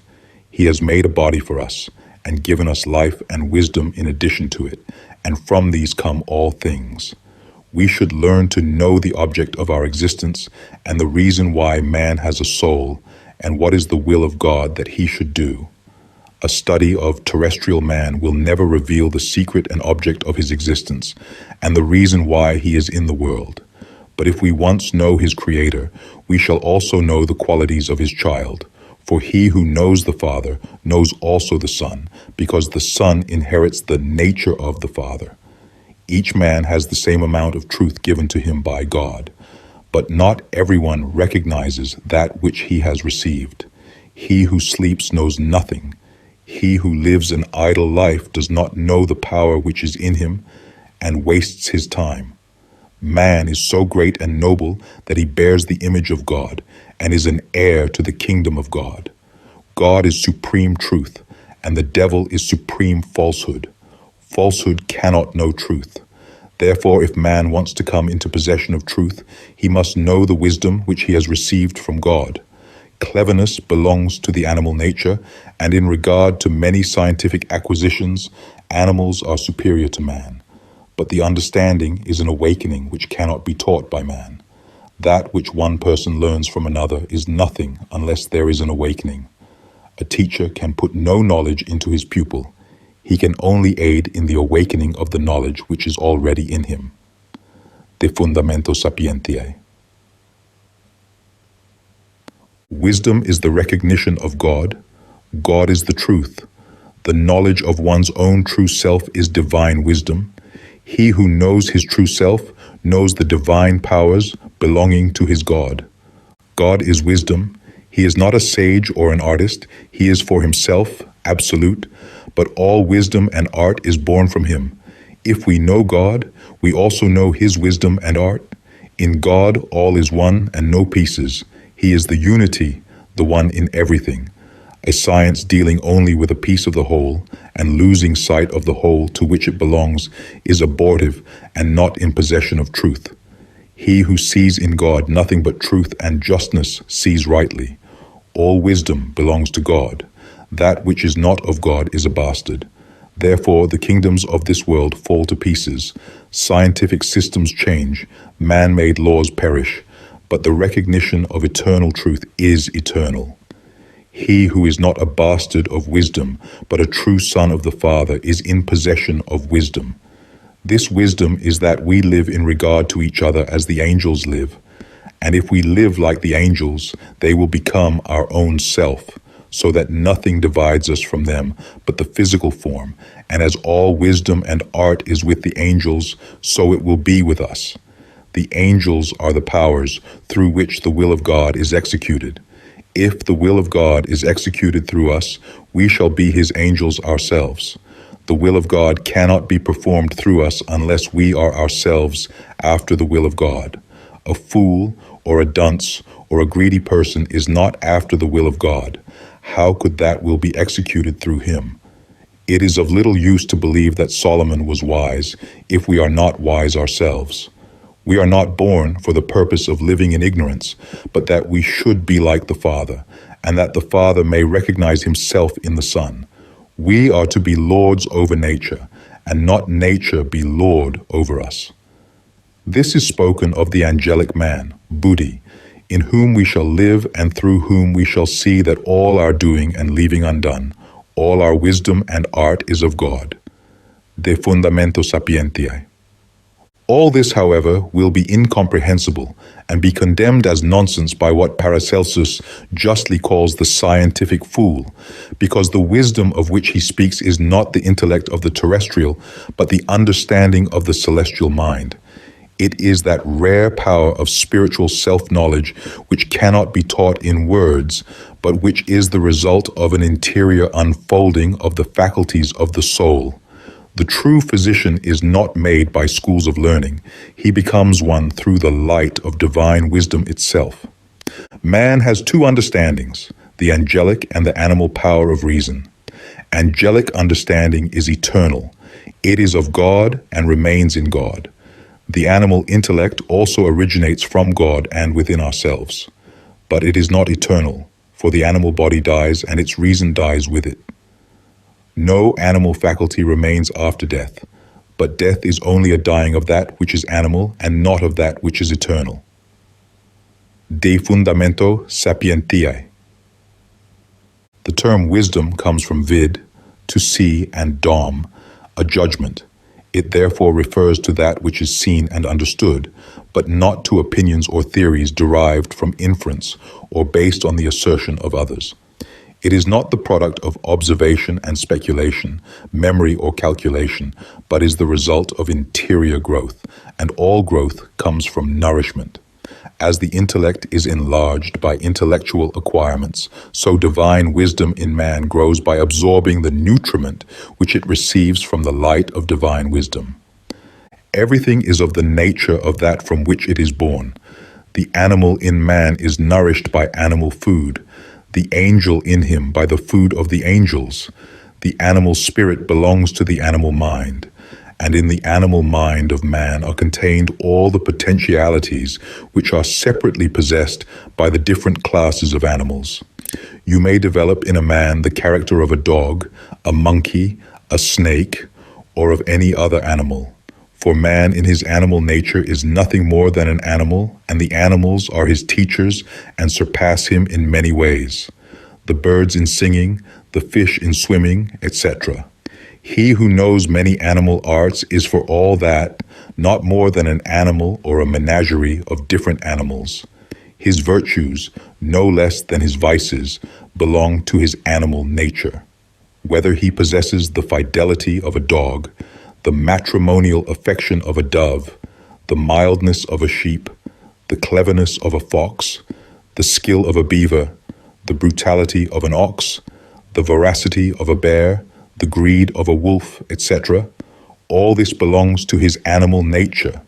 But there is a higher nature of an angelic character in him, such as the animals do not possess. And this angelic being requires that nutriment which comes from above and corresponds to its nature. From the hidden animal spirit in nature grows the animal intellect. From the mysterious action of the angelic spirit grows the super-terrestrial man. For man has a father who is eternal, and for him he shall live. This Father has placed him in an animal body, not that he should only dwell and remain therein, but that he should by living in it overcome it. Diffundum sap. The animal mind, filled with self-conceit and pride in its evanescent possessions, is entirely incapable of conceiving the nature of the angelic mind, or of forming an idea of the extent of its powers. Neither can it grasp the true meaning of a language that deals with the things that belong to that higher nature and believes it to be but delusions and dreams. The vanity of the learned does not come from heaven, but they learn it from each other, and upon this basis they build their church. Diffund sap. Faith without works is dead. And as we are speaking of spiritual things, the work which the true faith requires is of a spiritual character, meaning spiritual action, growth and development. A faith without substantiality is merely a dream. A science without true knowledge is an illusion. A merely sentimental desire without any active exercise for the attainment of truth is useless. A person living in such dreams and fancies about ideals which he never attempts to realize, dreams only of treasures which he does not possess. He is like a person wasting his life in studying the map of a country in which he might travel, but never making a start. A merely ideal religion, which is never realized and does not substantially nourish the soul, is only imaginary and serves but to amuse. A science which is not practically employed remains an unfruitful theory, serving at best for the gratification of animal curiosity. The work which faith requires is a continual self-sacrifice, which means a continual striving to overcome the animal and selfish nature, and this victory of the high over the low is not accomplished by that which is low, but can only take place through the power of divine love, which means the recognition of the higher nature in man and its practical application in daily life. This is the kind of love of which the great mystic of the 17th century, John Scheffler, speaks when he says, "Faith without love aye makes the greatest roar and din. The cask sounds loudest when there is naught within." Without this practical application, all virtues are only dreams and cannot grow into substantial powers nor be employed as such. Shakespeare says, "It is a good divine that follows his own instructions." Merchant of Venice. But such characters are at the present time very rare, for the world now lives only in dreams. There are divines, knowing nothing of any divinity, medical practitioners, knowing nothing about medicine, anthropologists, knowing nothing about the nature of man, lawyers, knowing nothing of justice, humanitarians, beggaring their employees, Christians, to whom Christ is unknown. In every sphere of life, the external is mistaken for the internal, the illusion for the reality, while the reality remains unrealized and therefore unknown. A superficial science can concern itself only with superficial causes and effects, however deeply it may enter into the details of such superficialities. The mysterious powers in nature, the intelligent forces in man, are at present almost entirely unknown, and there is no other way of penetrating into the deeper secrets of nature except by the development of the higher nature of man. In ancient times, the physician was considered sacred and belonged to the priesthood, not to a priesthood appointed only by man, but to a strong and real priesthood anointed by God. The physician of the future will be again a king and a priest, for only he who is not merely nominally, but truly divine can be in possession of divine powers. In him the triangular pyramid consisting of science, religion, and art will culminate in one point called self-knowledge or divine wisdom, where man himself becomes identified with that superior light and intelligence, his true self, of whose ray his personality is a vehicle, image, and symbol. There is a long and weary road to be traveled, yet before mankind will arrive at this summit of perfection, and the goal is so far away that only few are able to see it, while to many it will be an apparently unrealizable ideal, and, like a mountain peak lost in the clouds, inconceivable. But the ideal exists, and the clouds that hinder us from seeing it are our own errors and misconceptions. It remains with ourselves to clear them away. We ourselves, by the power of so much of the perception of truth as we have already received and which has become our own, have it within our reach to overcome the darkness and open our minds to the influence of the light. But the light itself we cannot create or manufacture. It is not the product of our calculations, influences, and theories. The truth is self-existent, eternal. It may be perceived, but it cannot be made. The reason why so few can realize the meaning of the term self-knowledge is that the knowledge obtained in our schools is exclusively of an artificial kind. We read that which other men have believed and known, and we imagine we know it. We fill our minds with the thoughts of others and find little time to think for ourselves. We seek to arrive at a conviction of the existence of this or that object by means of arguments and inferences, while we refuse to open our eyes and to see ourselves the very thing about whose existence we argue. Thus, from a theosophical point of view, we should appear to a higher being like a nation of people with closed eyes arguing about the existence of the sun and unable or unwilling to look at it for ourselves. There is only one way to arrive at real self-knowledge, and this is experience. By external experience, we attain knowledge of external circumstances. By experiencing internal powers, we attain internal knowledge of them. To know in reality means to be. By becoming material, we learn the laws ruling in matter. By becoming spiritual, we learn the laws of the spirit. Our will is free to guide us in either direction. We cannot know truth in any other way than by becoming true, nor wisdom except by becoming wise. We can know any external or internal power, be it heat or light, love or justice, only by the effects which we experience from its action upon or within our own self. Man's life in his present condition resembles a dream, and the dreams of humanity as a whole, no less than those of the individual, repeat themselves over and over again. They come and go and come again, appearing perhaps in changed forms, like clouds floating upon the sky and assuming different shapes, but representing the old, ever-returning illusions.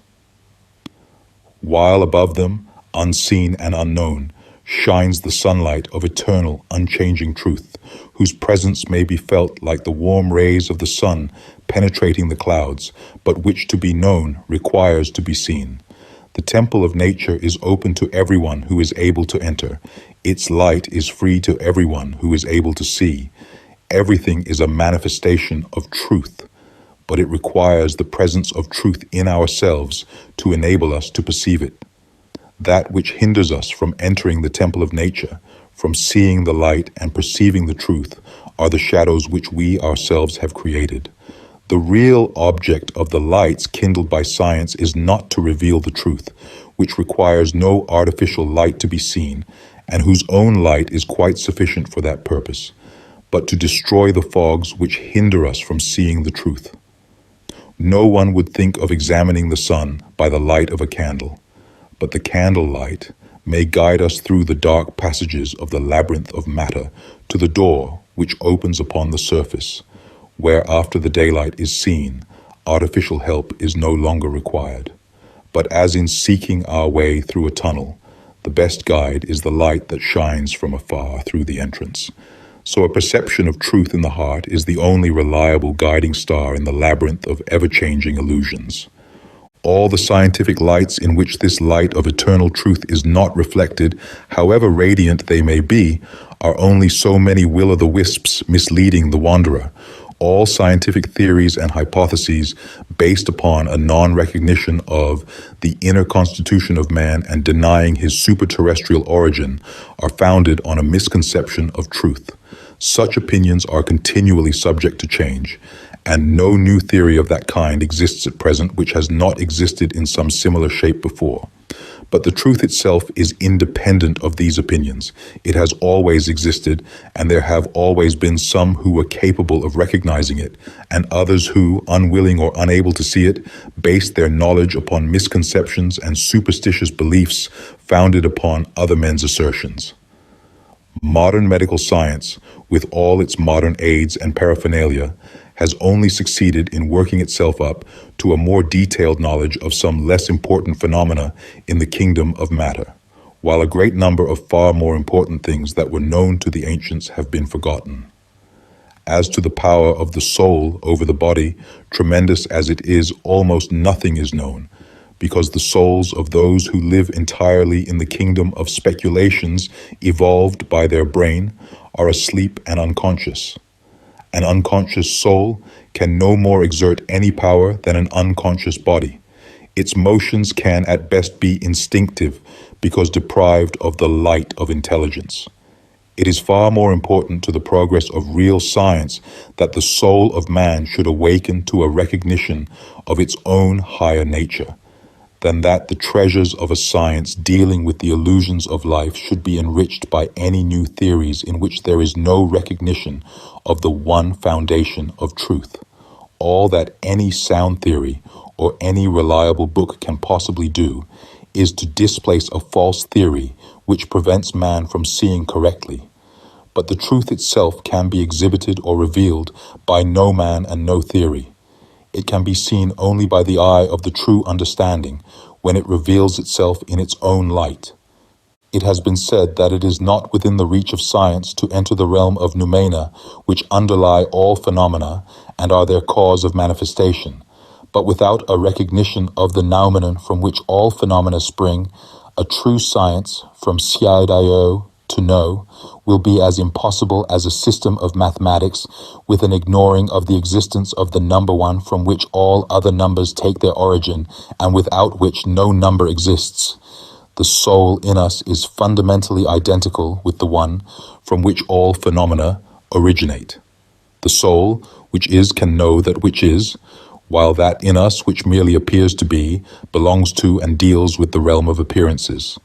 The acquisition of this higher science therefore requires less an exertion of the speculative faculties of the brain than an awakening of the soul, is advanced less by an evolution of thoughts of various kinds than by the development of the inner man who is doing the thinking and causing the evolution of thoughts. For if that which is able to know in man does not know its own self, all the thoughts and ideas inhabiting the sphere of man's mind will have no legitimate owner, but exist there merely as the reflections of the thoughts of other men gathered around an illusion called the personal self. The more the mind analyses a thing and enters into its minor details, the easier does it lose sight of the whole. The more man's attention is divided into many parts, the more will he step out of his own unity and become complicated himself. Only a great and strong spirit can remain dwelling within its own self-consciousness, and like the sun, which shines into many things without becoming absorbed by them, looks into the minor details of phenomena without losing sight of the truth which includes the whole. The most simple truths are usually the ones which are the most difficult to be grasped by the learned, because the perception of a simple truth requires a simple mind. In the kaleidoscope of ever-varying phenomena, the underlying truth cannot be seen upon the surface. As the intellect becomes more and more immersed in matter, the eye of the spirit becomes closed. Truths which in times of old were self-evident have now been forgotten, and even the meaning of the terms signifying spiritual powers has become lost in proportion as mankind has ceased to exercise these powers. Owing to the conceit of our age of selfishness, which seeks to drag spiritual truths down to the scientific conception of a narrow-sighted animal rationalism, instead of rising up to their level, the character of modern popular science is shown in the amount of cleverness with which illusory self-interests are protected. Faith, the all-saving power of spiritual knowledge, is believed to be superstition. Benevolence, folly. Love means selfish desires. Hope is now greed, life the creation of a mechanical process, soul a term without meaning, spirit a non-entity, matter a thing of which nothing is known, etc. All this has been written to no purpose, if we have not succeeded in making it clear that real progress in the knowledge of human nature is only possible by means of a higher development of the inner nature of the physician himself. No one can attain any real knowledge of man's higher state unless he attains to it himself by purity of motive and nobility of character. Only by recognizing his body as a vehicle for the development and manifestation of a superior intelligence will he be able to realize the meaning of the words of Carlyle, who tells us that man in his innermost nature is a divine being, and that whoever puts his hand upon a human form touches heaven. Wisdom must be the master, science the servant. Science is the handmaid of wisdom, wisdom the queen.